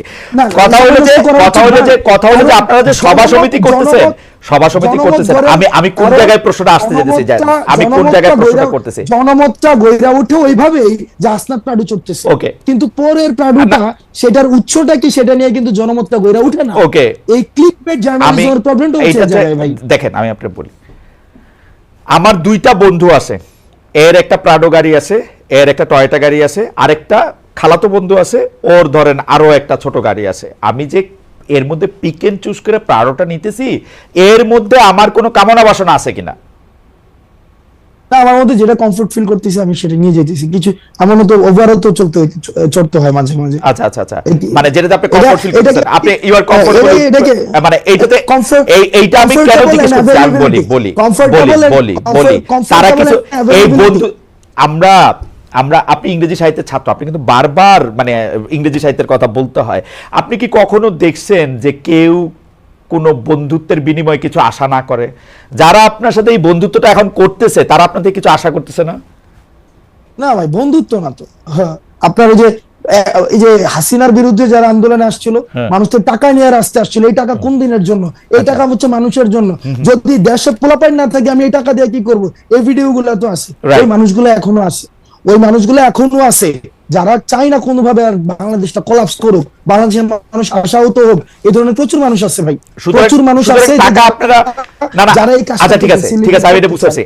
সুতরাং টাকা আপনারা কোনো ওই যে পলিটিক্যাল পার্টিগুলি যেমন করে চান্দা নেয়, একটা রসিদ দেয় বা দেয় না, তারপর টাকা নিয়ে এরকম থাকে, তা আপনারাও যখন এই ব্যয়টা এগুলির জন্য টাকা নিতেছেন, এগুলি কোনো রসিদ টসিদ থাকতেছে না, এটা জাস্ট মুখে মুখে কথায় এই 50,000 টাকা দিল, এই রাস্তা দ্বারা 20,000 টাকা দিল, ব্যাপারটা কি এরকম?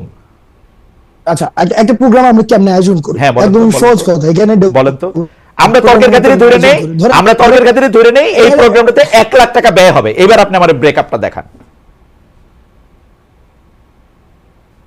এবার আসেন প্রোগ্রামটা আয়োজন করে কিভাবে। একটা বিষয় প্রথমে মাথায় রাখতে হবে, বৈষম্যবিরোধী ছাত্র আন্দোলন করে রাজনীতি বললাম, আমি শুরুতে বলছি সবার অংশগ্রহণ করেছে। এবার ধরেন খালেদ মহিউদ্দিন ভাই চাইতেছে তার এলাকায় মানুষ কথা বলতে চায়, তার এলাকায় যারা আন্দোলন করেছে তারা আমাদের সাথে কথা বলতে চায়, তারা আমাদের বিষয়ে কিছু বিষয়ে তারা ক্ষুব্ধ, তারা আমাদের বিষয়ে তারা কিছু ইস্যু আছে, এবং একই সাথে তারা কিছু আশা আকাঙ্ক্ষার কথা বলতে চায়। আমরা সেখানে যাই, খালেদ মহিউদ্দিন কি করে সেই প্রোগ্রাম আয়োজন করে, সেই প্রোগ্রামে এলাকার মানুষ থাকে, যারা আন্দোলন অংশীজন ছিল তারা থাকে, তারা নিজস্ব ফান্ডিং এ সেই কাজটা করে। সিম্পল। ওকে, বাংলাদেশে যেহেতু 50 লক্ষ খালেদ মহিউদ্দিন আছে, সেই 50 লক্ষ খালেদ মহিউদ্দিনের এক একটার এক এক রকম চেহারা। কোনোটা বিএনপির খালেদ মহিউদ্দিন, কোনোটা জামায়াতের খালেদ মহিউদ্দিন, কোনোটা কমিউনিস্ট খালেদ মহিউদ্দিন, কোনোটা বড়লোক খালেদ মহিউদ্দিন, কোনোটা সাবেক চেয়ারম্যান খালেদ মহিউদ্দিন। আপনারা কি সব খালেদ মহিউদ্দিনের অনুষ্ঠানেই যান? আমরা সব খালেদ, আমাদের একমাত্র লিটমাস টেস্ট ফেসিবাদের যারা হচ্ছে এই কাঠামোর, এই যে আওয়ামী পৃষ্ঠপোষকতা করেছে এবং এই যে আওয়ামী লীগ বাদ দিয়ে সবার কাছে যান, আওয়ামী লীগ বাদ দিয়ে সবার কাছে যান, যারা এই যে গণ অভ্যুত্থানে ফেসিবাদ বিরোধী যে শক্তিটা ছিল, আমরা সবার কাছেই যাই, সবার কাছে যারা ডাকায় তাদের কাছেই যাই। আপনাদের লিটমাস টেস্ট হচ্ছে যারা আওয়ামী মানে গণ অভ্যুত্থানে যারা আওয়ামী লীগের সঙ্গে ছিল বা আওয়ামী লীগের বিরোধিতা করেনি, তারা বাদ দিয়ে আপনারা সবার কাছে যান। আপনারা কয়েকদিন আগে যে সিটি কর্পোরেশনের কাউন্সিলরদেরকে রিইনস্টেট করতে চাইলেন, এটা কি ওই প্রক্রিয়ার মানে লিটমাস টেস্টটা ওরা পার হয়েছিল? ওই প্রক্রিয়া লিটমাস টেস্ট, ওই ঘটনাটা খুব ইন্টারেস্টিং একটা ঘটনা। প্রথমত হচ্ছে ওই মানুষগুলো আমাদের কাছে আসছে যে তারা হচ্ছে জামাত এবং বিএনপির থেকে তারা নির্বাচন করেছে, এবং ওই নির্বাচনে এমনও হয়েছে যে তারা জেলে ছিল, এই হাসিনার বিরুদ্ধে আন্দোলনের পরে তারা জেলে ছিল, জেলে বসে নির্বাচন করেছিল এবং সেখানে তারা হচ্ছে জয়ী হয়েছিল। ওই জামাত এবং বিএনপির যেই অংশটা ছিল, ওই অংশটা আমাদেরকে ডেকেছে, আমরা নিয়েছি না, তাদেরকে আমরা ডেকেছে, এবং সেখানে কিছু জায়গা, হ্যাঁ এটা ঠিক যে মানে এই জায়গায় অস্বীকার করার কোনো উপায় নাই, সেখানে কিছু বক্তব্য ওভাবে আসা উচিত ছিল না যেভাবে আমরা আমাদের জায়গা থেকে এসেছে, আমরা আমাদের জায়গা থেকে তাদেরকে তো রিইনস্টেট করার কোন ধরনের আমাদের পাওয়ার নাই। আমরা আমাদের জায়গা থেকে বলেছি যদি কমিশন করে দিয়ে কারা কারা হচ্ছে, যদি মানুষের আমরা দেখেছি ইতিমধ্যেই একটা অসন্তুষ্টি তৈরি হয়েছে স্থানীয় শাসনে, কারণ এই প্রশাসক দিয়ে হচ্ছে স্থানীয় যে সুবিধাগুলো রয়েছে, সুযোগ সুবিধাগুলো রয়েছে, সেগুলো প্রান্তিক জনপদ পর্যন্ত পৌঁছানো যায় না। তো সুতরাং সেটাকে কিভাবে রিভিজিট করা যায়, রিভালুয়েট করা যায়, সেই প্রস্তাবনাটা আমাদের জায়গা থেকে আমরা দিতে চেষ্টা করেছি। আমি একটু দর্শকদের উদ্দেশ্যে একটু বলতে চাই যে আসলে আমাদের অনুষ্ঠানটা আমরা 1 ঘন্টা করি, কিন্তু জনাব হাসনাত আব্দুল্লাহকে যেহেতু অনেকগুলি বিষয়ে আমরা একটু জানতে চাইতেছি, and I'm requesting the producers to extend the time for another 10 or 15 minutes. If Hasnat আপনি যদি আমাদের সাথে থাকেন আর কি, আমরা একটু 10-15 মিনিট বাড়াতে চাই, কারণ অনেক দর্শক আমাদের সঙ্গে আছেন অনুষ্ঠানটা। আমি প্রতিনিয়ত, আমি খুব কম মানুষের সাথে কথা বলতে হচ্ছে ভয় পাই, আর মধ্যে আপনি একজন এখনো পর্যন্ত হচ্ছে না আমরা আর না আপনি আপনি আপনি আপনি ভয় পায় না, there are so many people like me. আমি আমি আমি আমি আমি আমি আমি শুধু কয়েকটা প্রশ্ন দিলে দ্রুত করি যে সচিবালয়ে বেশ কিছু মন্ত্রণালয়ের দপ্তরে আমরা দেখছি যে অনেক কিছু পুড়ে গেছে, সেই পুড়ে যাওয়া কাজে সংশ্লিষ্ট মন্ত্রণালয়তে ব্যাঘাত ঘটেছে।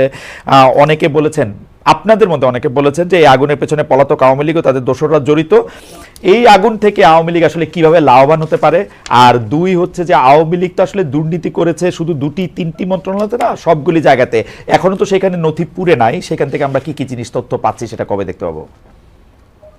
নাকি সেই সব জায়গার নথিগুলো পুড়ে যাবে? আজকে খুব সম্ভবত একটা, আমি আপনার টক শোতে আসার আগে আমি একটা নিউজ দেখেছি, জাস্ট হেডলাইন দেখেছি, এটা মনে হয় ইনভেস্টিগেশনের রিপোর্ট দিয়েছে, আর এই বিষয়ে আমাকে আরো জানতে হবে, না জেনে কোনো মন্তব্য করা সমীচীন হবে না। ঠিক আছে। ফেনীতে কুমিল্লায় বন্যার সময় ত্রাণ বিতরণের উদ্যোগে হাজার হাজার মানুষ সামিল হয়েছিল। এই সময় আপনারা ত্রাণের টাকা নিয়ে অনেক কথা হচ্ছিল, এগুলির অনেক রকম জবাব দিয়েছেন, কিন্তু আমরা কিন্তু দেখেছি যে শীতের সময় কম্বল দিতে এই সরকারের একজন উপদেষ্টা হেলিকপ্টারে চড়েছেন, তাতে কত টাকা ব্যয় হয়েছে সেটি নিয়ে অনেক কথা হয়েছে। এই বিষয়গুলো আসলে আপনারা নিজেদের মধ্যে কি আলোচনা করেন যে মানে এটি আসলে কিভাবে, কি ব্যাখ্যাটা কি আসলে, কেন হেলিকপ্টারে করে যেতে হবে, মানে উনি গিয়া কম্বল দিলে কি হবে, না দিলে কি হবে, মানে বিষয়টা কি আসলে? আচ্ছা, দুইটা প্রসঙ্গ এসেছে। প্রথম প্রসঙ্গ হচ্ছে ত্রাণের বিষয়টা আমরা স্পষ্ট করেছি আমাদের জায়গা থেকে, এবং আপনি ত্রাণের যে রিপোর্টটা আপনার কাছে যদি না থাকে আমি সেটা পাঠিয়ে দেবো, যেটা অডিট ফার্ম থেকে সেটা করা হয়েছে, অডিট ফার্ম দিয়ে সেটাকে কি বলে, সেটাকে ওই যে অডিট করানো হয়েছে। সেখানে কিন্তু প্রথম পেজে হচ্ছে আমাদের ভুলগুলো লেখা হয়েছে। সেখানে খুব সম্ভবত 12 লক্ষ বা 13 লক্ষ টাকার, আমি যদি ভুল না করে থাকি, বলা হয়েছে এটা রিসিপ্ট নাই, মানে এই টাকাটা যে খরচ হয়েছে এটা রিসিপ্ট পাওয়া যায়নি।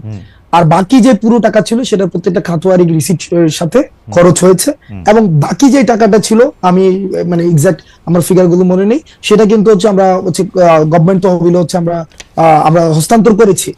এবার দেখেন, যদি এখান থেকে অর্থ তছরূপ হতোই তাহলে প্রথম পেজে লেখা হইতো না যে এখানে 12 লক্ষ টাকা রিসিপ্ট নাই। তো সেই জায়গাতে অর্থাৎ রিসিপ্ট ছাড়া 12 লক্ষ টাকা খরচ হয়েছে, এবং প্রত্যেকটা টাকার হিসাব আমরা হচ্ছে জনগণের কাছে দিয়েছি। আমরা মুভ ফরওয়ার্ড করি যে এই যে ধরেন হেলিকপ্টারে করে কম্বল দেওয়া, হেলিকপ্টার যে প্রসঙ্গ, এক্ষেত্রে দুইটা বিষয় আসতে পারে। সে যে একদিনে যতগুলো উপজেলা ছিল, উত্তর এই যে নীলফামারী, তারপর হচ্ছে পঞ্চগড়, আরো অনেকগুলো উপজেলা ছিল বা অনেকগুলো জেলার উপজেলা ছিল, সেখানে ভিজিট করেছে। দুইটা প্রশ্ন, হেলিকপ্টার দিয়ে হয়তো আসিফ এক্ষেত্রে কি বলবেন সেটা আসিফ বক্তব্য হয়তো দিয়েছেন, কিন্তু আমি আমার জায়গা থেকে যেটা বলতে চাই, প্রচুর পরিমাণ যেহেতু গণ অভ্যুত্থান পরবর্তী আমরা যেটা বলতে চাই, আসলে মানুষের দুইটা বিষয় আছে। এক হচ্ছে তাদের আমাদের প্রতি যে পরিমাণ প্রত্যাশা আছে, এই প্রত্যাশা এবং প্রাপ্তির মধ্যে একটা ব্যবধান, অথবা যে আশা পূরণ হয়েছে সেটা নিয়ে আসলে মানুষ কথা বলতে চায়, মানুষ ফিল করতে চায়, মানুষ কানেক্ট হইতে চায়, সেই জায়গায় হয়তো সে মানুষগুলোর কাছে ছুটে গিয়েছে। এবং আরেকটা বিষয় যে শুধুমাত্র কম্বল দেওয়ার জন্য সে উত্তরবঙ্গে গিয়েছে, এই বিষয়টি সত্য না, এটি অসত্য। কম্বল এটা হচ্ছে একটা উপলক্ষ ছিল, এটি ছাড়াও বিভিন্ন উন্নয়নমূলক কাজ এবং এই যে মানুষ শুনতে যাওয়া, মানুষের কাছাকাছি যাওয়া, মানুষের কাছে পৌঁছানো। এই কম্বল কি হাসান আপনি কি খোঁজ নিয়েছেন যে এই কম্বল তো সরকারি ত্রাণ থেকে গিয়েছে, মানে সরকারি টাকা থেকে কম্বল দেওয়া হয়েছে, তাই তো? আসিফ তো মনে হয় নিজ উদ্যোগে দেয় নাই, বা নিজের ফান্ড থেকে দেওয়ার তো বিষয়, ওর নিজের ফান্ড আছে বলতে আমি জানি না। সরকারি উদ্যোগে তাহলে কি সরকার সেই হেলিকপ্টার যাত্রারও ব্যবস্থা করেছে বিভিন্ন জায়গায় যাওয়া যায়? আমি যদি ভুল না করে থাকি, বা আপনি এই বিষয়ে আরো আমার থেকে আরো ভালো সরকারি যাতায়াত, সরকারি যে সরকারের টাকাই তো গেছে, মানে যদি মানে ওরা যারা সরকারি ব্যক্তিদের যাতায়াত তো সরকারি, আমি যদি ভুল না করে থাকি, এবং এই বিষয়ে আপনার কাছে কি ঠিক মনে হয় যে ধরেন আওয়ামী লীগের আমলে এগুলো আমরা খুব বেশি পরিমাণে দেখছি, বিএনপি জাতীয় পার্টির আমলেও দেখছি যে সরকারি টাকার ত্রাণ সরকারের কাছে পৌঁছাই দিলে ডিসি ওনারাও গিয়ে পৌঁছাই দিয়ে আসতে পারে, কিন্তু এই যে জনসংযোগ করা, জনগণের সামনে হাজির থাকা, জনগণের সামনে রেলেভেন্ট থাকার জন্য নিজেও যাওয়া হেলিকপ্টারে করে, এটা ঠিক লাগতেছে? মানে ইট ইজ ওকে? এবং আপনি নিজেই বললেন যে শুধু কম্বল দিতে তো যায় নাই, আরো 2-4টা জনসংযোগ করা, মানুষ আসিফরে চিনা রাখুক, পরে পোস্টারে ছবি ব্যবহার হবে আপনার আসিফের হাসনাতের, এগুলির জন্য তো একটা উদ্দেশ্য থাকে, তাই না? যে মানুষ যাতে চেহারাটা চিনে। মানুষকে ওখানে না গেলেও মানুষ চেহারা চিনে, ওই যে ওখানে গিয়া চেহারা পরিচিত করাইতে হইব, খালেদ মহিউদ্দিনকে পঞ্চগড় গিয়া পরিচিত করাইতে হইব, কম্বল বিতরণ করে খালেদ মহিউদ্দিন ওইটা না, খালেদ মহিউদ্দিনের এমনি মানুষ চিনে, আসিফের মানুষ এমনিই চিনে। তো দাঁড়াইলো যে আসলে জনসংযোগটা বা মানুষের কথা শোনার জন্য উনি গেছেন, কম্বল দেওয়াটা একমাত্র উদ্দেশ্য ছিল না, তাই তো? কম্বল দেওয়াটা একমাত্র অবশ্যই উদ্দেশ্য ছিল না, সেখানে বেশ অনেকগুলো হচ্ছে আমি মানে ফ্যাক্ট বেস বা এভিডেন্স বেস কোয়ান্টিটেটিভ ইয়াটা বলতে পারছি না, কিন্তু অনেকগুলো উন্নয়নমূলক কাজের সেখানে উদ্বোধন করা হয়েছে, এবং এটা জনপ্রতিনিধি, তারা যেহেতু মানুষের প্রতিনিধিত্ব এখন করছে, তো সেই জায়গা থেকে মানুষ হচ্ছে মানুষের সাথে সংযোগ, এই জিনিসটাকে এটাকে ক্রিটিক্যালি খরচের বিষয়টাকে ক্রিটিক্যালি নেওয়া যায়, যে এটাকে আরো কিভাবে সফিস্টিকেটেড করা যেত, কস্ট ফ্রেন্ডলি করা যেত, সেটা নিয়ে আলোচনা হইতে পারে, সেটা নিয়ে অবশ্যই আলোচনা হইতে পারে, সে আলোচনাকে বন্ধ করে দিতে হবে বিষয়টা এমন না, সেটা নিয়ে আলোচনা হইতে পারে। লাস্ট প্রশ্ন আপনার, মানে শেষ প্রশ্ন যেটা দিয়ে আপনি শুরু করতেছিলেন, সেটা আমার একটু জানতে চাই যে সময় টেলিভিশনের কথা যদি আমরা বলি, যে সময় টেলিভিশনে জুলাইয়ের আগে সময় টেলিভিশনে একটা স্পষ্ট এবং প্রত্যক্ষ অবস্থান ছিল, এবং শেখ হাসিনার রেজিমে যেরকম হয়েছে যে মিডিয়াগুলি বেশিরভাগ সময় এমন কিছু রিপোর্ট করছে, সেটা কোনো সময় মিডিয়া দাবি করছে যে সেটা চাপে করছে, কোনো সময় মিডিয়া এটা একটা রেজিমকে সাহায্য করার জন্য নিজ উদ্যোগেও করছে, মানে শুধু চাপের জন্য কইরা নিজেরা এখন ভিকটিম প্লে করবে ব্যাপারটা নাও হইতে পারে, মানে নিজেও করছে। আমার অভিজ্ঞতা এরকম বলে যে নিজেরা থেকে তারা বেশি ভালো হইতে গেছে শেখ হাসিনার কাছে, এরকম আমি দেখছি, নিজেরাও করছে। এখন সময় টিভির ক্ষেত্রে এটা দুইটা অভিযোগই করা যেতে পারে, কিন্তু 5 আগস্টের পরে জিনিসটা যেটা হইলো, জনাব হাসনাত আব্দুল্লাহর কাছে খবর আসলো, বা জনাব হাসনাত আব্দুল্লাহ ভিডিও এভিডেন্স দেখলেন এরকম, যে সময় টিভি এখনো এই জিনিসটা করে যেতেছে, ব্যাপারটা কি এরকম? আচ্ছা ভাই, আমি আপনাকে প্র্যাকটিক্যাল অভিজ্ঞতা বলি। বলেন। আমাদেরকে যখন আইন শৃঙ্খলা রক্ষাকারী বাহিনী উঠাই নিয়ে গেল 17 জুলাইয়ের পরে, রাষ্ট্রীয় অতিথি ভবন পদ্মাতে নিয়ে গেল, তখন আমাদের সামনে আমাদের একটা আমরা বক্তব্য দিলাম যে শাটডাউন কর্মসূচি অব্যাহত থাকবে, এবং এই যে মানুষ রাস্তায় নেমে আসছে সেটা অব্যাহত থাকবে। কিন্তু আমি নিজে দাঁড়ায় আছি, এই যে ইনফরমেশনটা এমন, সেখানে সময় টেলিভিশন স্পেসিফিক্যালি এটাকে টুইস্ট করলো। জনাব আব্দুল্লাহ, আমাদের একদম সময় আপনি সময় টেলিভিশনে 5 আগস্টের কথা কইনি না, 5 আগস্টের কথা কইনি না, 5 আগস্টে একদম খারিজ করে দেন। আমি শেষ করি ভাই, নিউজগুলো কেমনে হইতো, আমি তো ভিকটিম ভাই, সেটাই 5 আগস্টের কথা কইেন না, আমরা সবাই সাক্ষী দিতেছি আপনারা ভিকটিম সময় টেলিভিশন দিয়া। আমার কল লাগবে ভাই, আমার কল লাগবে, বলেন। কারণ আপনি দেখবেন যে যেখানে হইছে, তার মানে আপনি যদি বলেন যে কেউ চাপে বইরা করছে, না, আমি তো বললাম না, তো আমি তো বললাম সে ভালোবাসাও করছে, সে ভালো সাজার লেগেও করছে, ভালো সাজার লেগে করছে, আমি কইছি, কিন্তু হয়তো আপনি শুনেন না, আমি কইছি কিন্তু এটা করছে। আর তাহলে প্রশ্নটা কোন জায়গায় ছিল? প্রশ্ন ছিল হচ্ছে 5 আগস্টের পরের ঘটনা নিয়ে, যখন হচ্ছে আমরা নতুন সরকার দেখলাম, তারপরে কি এমন ঘটনা নিয়ে, মানে হাসনাত আব্দুল্লাহ তো আসলে যদি সময় টেলিভিশনে 5 আগস্টের আগে যাইয়া সময় টেলিভিশনে এগুলির দাবিটা জানায় আসতো, আমরা এইটাতে কোনো আলাদা আপত্তির কোনো কিছু দেখতাম না, কারণ এটার মধ্যে সরকার কাজ করতেছে না, সরকার হচ্ছে মিডিয়া প্রতিষ্ঠানগুলি ধ্বংস করে ফেলছে, তো এর মধ্যে আর কাজ করবে কি? আমরা দেখছি কিন্তু বিটিভিতে আগুন দেওয়া হয়েছে, মানুষের রাগ ক্ষোভ সবকিছুর মধ্যে ছিল। বিটিভির আগুন দেওয়া নিয়েও আমি একটা প্রশ্ন করি নাই, একটা প্রশ্ন আমি করি না, আপনি দেখবেন বিটিভির আগুন দেওয়া নিয়ে, কিন্তু সময় টেলিভিশন আপনার যাওয়া নিয়েও আমি প্রশ্ন তুলতেছি, বিকজ এটা 5 আগস্টের পরে, ওই জায়গাটাতে আমি জানতে চাইছিলাম যে 5 আগস্টের পরে কি করলো। আগেরটা তো আমি মাইনা নিছি, একদম 100%। ওকে, 5 আগস্টের পরেও যখন আমরা শুনছি, আমরা জানি যে ওইখানের পরিচালনা পর্ষদ, তারপরে হচ্ছে ওইখানের যে জুলাই গণঅভ্যুত্থানের হত্যা মামলার আসামি ওখানে আছে, এবং যারা 5 আগস্টের পরবর্তী সময়, আমার কাছে একাধিক ফুটেজ আছে, সেখানে হচ্ছে ইন্টেনশনালি হচ্ছে প্রেসক্রাইব নিউজ করেছে, বক্তব্যকে টুইস্ট করে সেখানে পরিচালনা করেছে, সেই জন্য 5 আগস্ট পরবর্তী সময়ে সেখানে আমাদেরকে যেতে হয়েছে।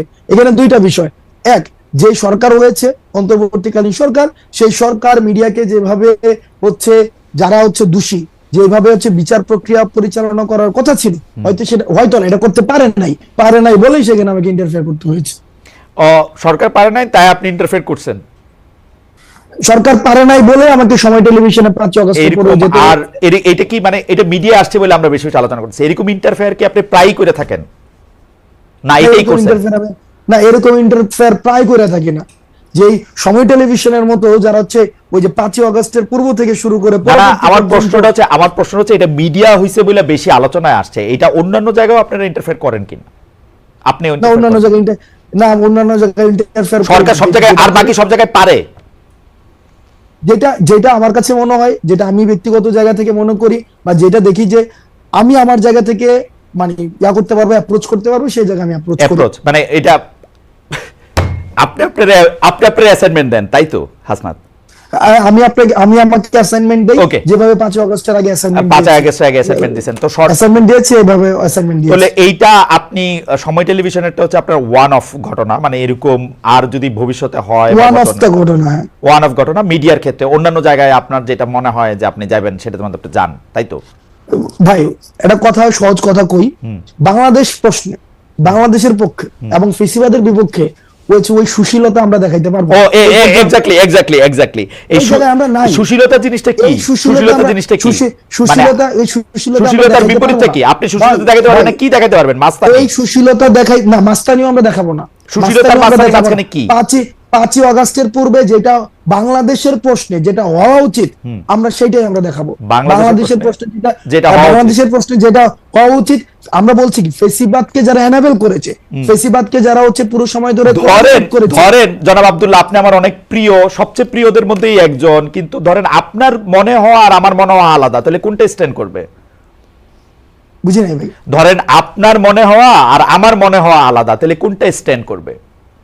মনে হওয়া দিয়ে তো হবে না ভাই, ন্যায্যতা তো একটা বিষয় আছে। আচ্ছা মনে করেন ন্যায্যতার দিক দিয়ে কে এটা ন্যায্য ঘোষণা করবে? হাসান আব্দুল্লাহ নাকি ধরেন অন্য যে কেউ? আপনি তো এখন আমি কইলে এটা একটা কেন? ওকে ভাই, তাহলে একটা ভোট হোক, তাহলে একটা ভোট, এক্স্যাক্টলি, তাহলে এটা ভোট হলে লোকজন কি বলে সেটা ছিল কি ছিল না। হ্যাঁ জি ওকে, হ্যাঁ ঠিক আছে, কি ভোট হবে? কি ভোট হবে? যে সময় টেলিভিশন আমার যাওয়াটা এটা কি ন্যায্য না অন্যায্য? কিন্তু আপনি নিজেই তো বলছেন সময় টেলিভিশনে যাওয়া আপনার ঠিক হয় নাই, এখন আপনি ভোট চান আরেকটা। না, সময় টেলিভিশনে আপনি যে পরবর্তীতে কিছু স্ট্যান্ডার্ড দাঁড় করাইছেন, যে হচ্ছে ভাই সময় টেলিভিশনে যে আমার নামে এই 5 জনকে বাদ দিয়ে দিল, 10 জনের একটা লিস্ট ধরাই দিয়ে আসছি, তারপর হচ্ছে ওই 5 জন, এই পুরো প্রক্রিয়াটা আমার ভুল ছিল। আমি সময় টেলিভিশনে যাওয়াটা ভুল ছিল না।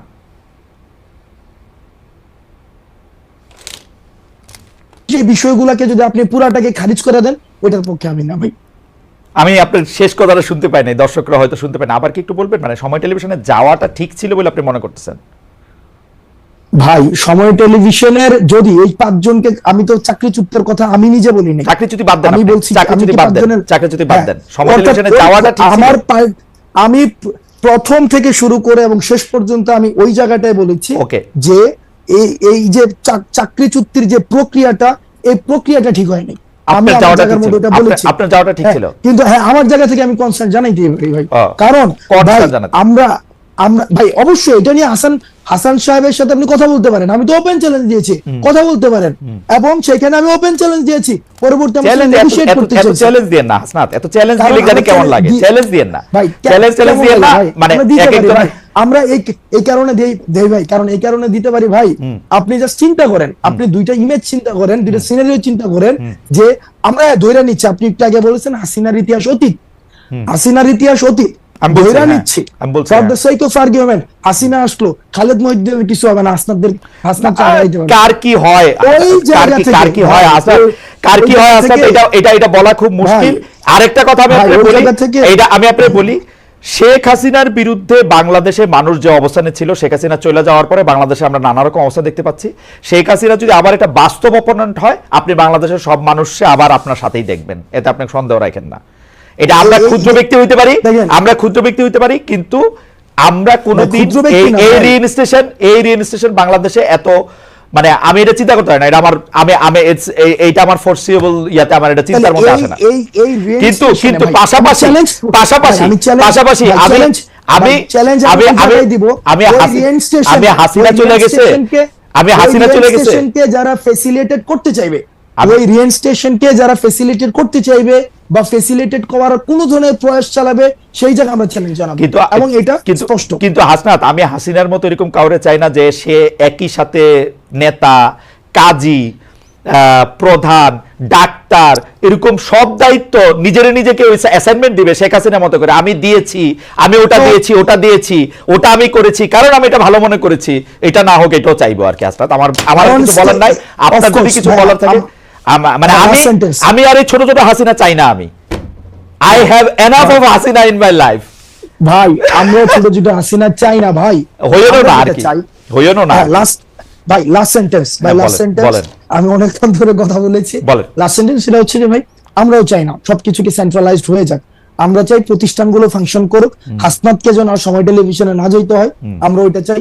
হাসনাত যেন হচ্ছে কোনো একটা ঝামেলা হইলে সেখানে হচ্ছে হাসনাতকে কেন যাইতে হবে ভাই, কারণ ওইখানে ওই যে প্রতিষ্ঠানটা ফাংশন করতেছে না, কারণ প্রতিষ্ঠানগুলো কেমন ভাবে করে দিয়ে গেছে যেখানে কোনো প্রতিষ্ঠানই ফাংশন করতেছে না। আমরা খুব করে চাই যে প্রতিষ্ঠানগুলো এনাবল হোক, একটা স্টেট একটা বিল্ডিং হোক, একটা ন্যাশন একটা বিল্ডিং হোক ভাই, যেন আর কোনো খালেদ মহিউদ্দিনের দেশ ছাড়া চলে না যেতে হয়। আর খালেদ মহিউদ্দিন যেন দেশে বসেই ক্ষমতাকে প্রশ্ন করতে পারে, খালেদ মহিউদ্দিন যেন এই চিন্তা না করে। আপনার প্রশ্ন করতে আমি দেশে আসবো শিগগিরই। আপনার প্রশ্ন করতে, ডক্টর ইউনূসের প্রশ্ন করতে, যে আমার প্রশ্নের উত্তর দিবেন তার প্রশ্ন করতে আমি দেশে খুব শিগগিরই আসবো। হাওয়েভার হাসনাত আব্দুল্লাহ, আপনাকে অনেক ধন্যবাদ। আমরা একটা লম্বা সময়, সম্ভবত এই পর্বের অনুষ্ঠানগুলিতে আমি সবচেয়ে বেশি সময় ধরে আপনার সাথে কথা বললাম। আপনি এতক্ষণ আমাদেরকে সময় দিয়েছেন, আপনাকে অনেক অনেক অনেক অনেক অনেক ধন্যবাদ। অনেক দর্শক আপনাদের সঙ্গে ছিলেন, অনেকে মতামত করেছেন। আপনারা নিশ্চয়ই আপনাদের সঙ্গে আবার আমাদের দেখা হবে। সে পর্যন্ত অনেক অনেক ধন্যবাদ সবাইকে। ওকে ভাই, আসসালামু আলাইকুম।